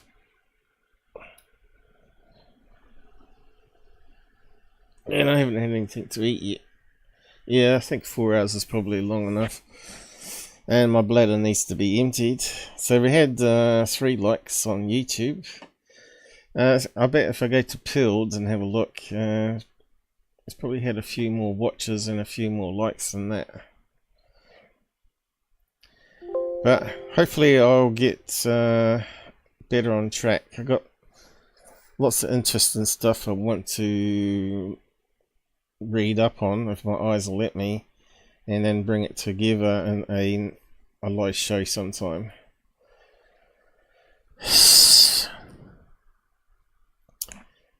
Let's see. Let's go here. Go back one. Let's see, we got some stats. Is there any stats here? Oh, no. And my bladder needs to be. So it shows you how far behind it is. So where's the stats? So it looks like I sound alright there. Info. Replays. Gold pill, no. Where's the rest of it gone? Oh, there.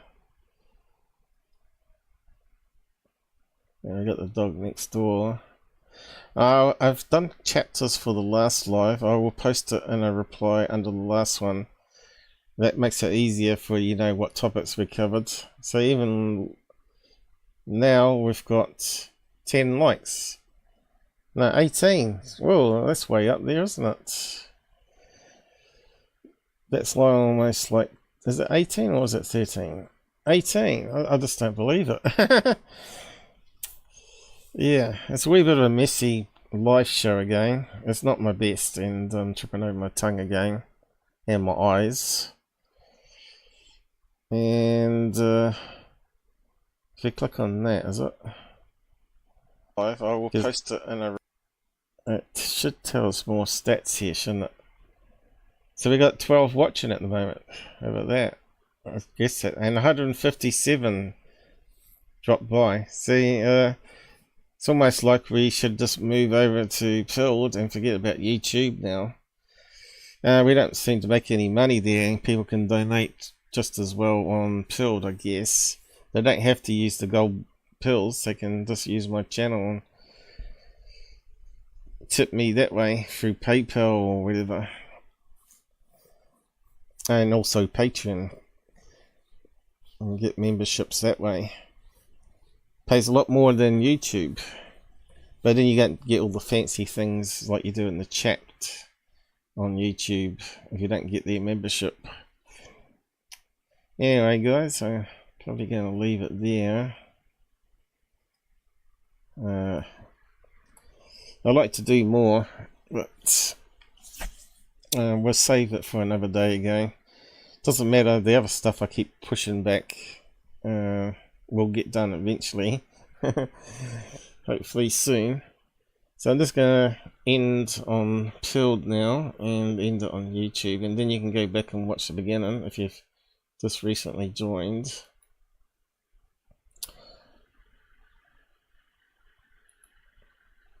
Okay. I forgot to do the end credits. I should have done a wee bit of end credits for Pilled, but it doesn't matter. We're still getting the hang of this new setup here. And yeah, thanks for popping along, guys. That means a lot just to have people watching rather than donating. Like other channels keep saying, donate, support me. Without your support I can't produce more. Well, I've been doing it for 8 years on my own money, and spent a lot of my own money on it and run into a loss. So why they can't, I don't know. I just call it BS myself. But yeah, money will help. Money always helps. To keep the show going, of course, because someone's got to buy the gear. But anyway, good night all, and thanks again. Remember, you got super thanks on. You got super thanks that you can use. No one's tried it yet. Not for me, anyway.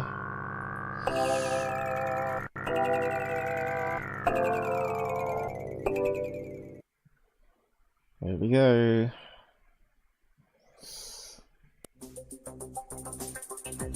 And of course, I forgot to mention that I got Pilled added to the control panel now. It shows the number of subs.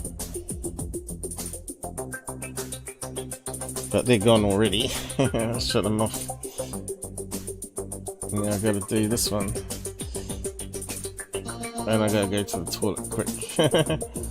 I know as soon as I'm gonna get up, gravity is gonna get me.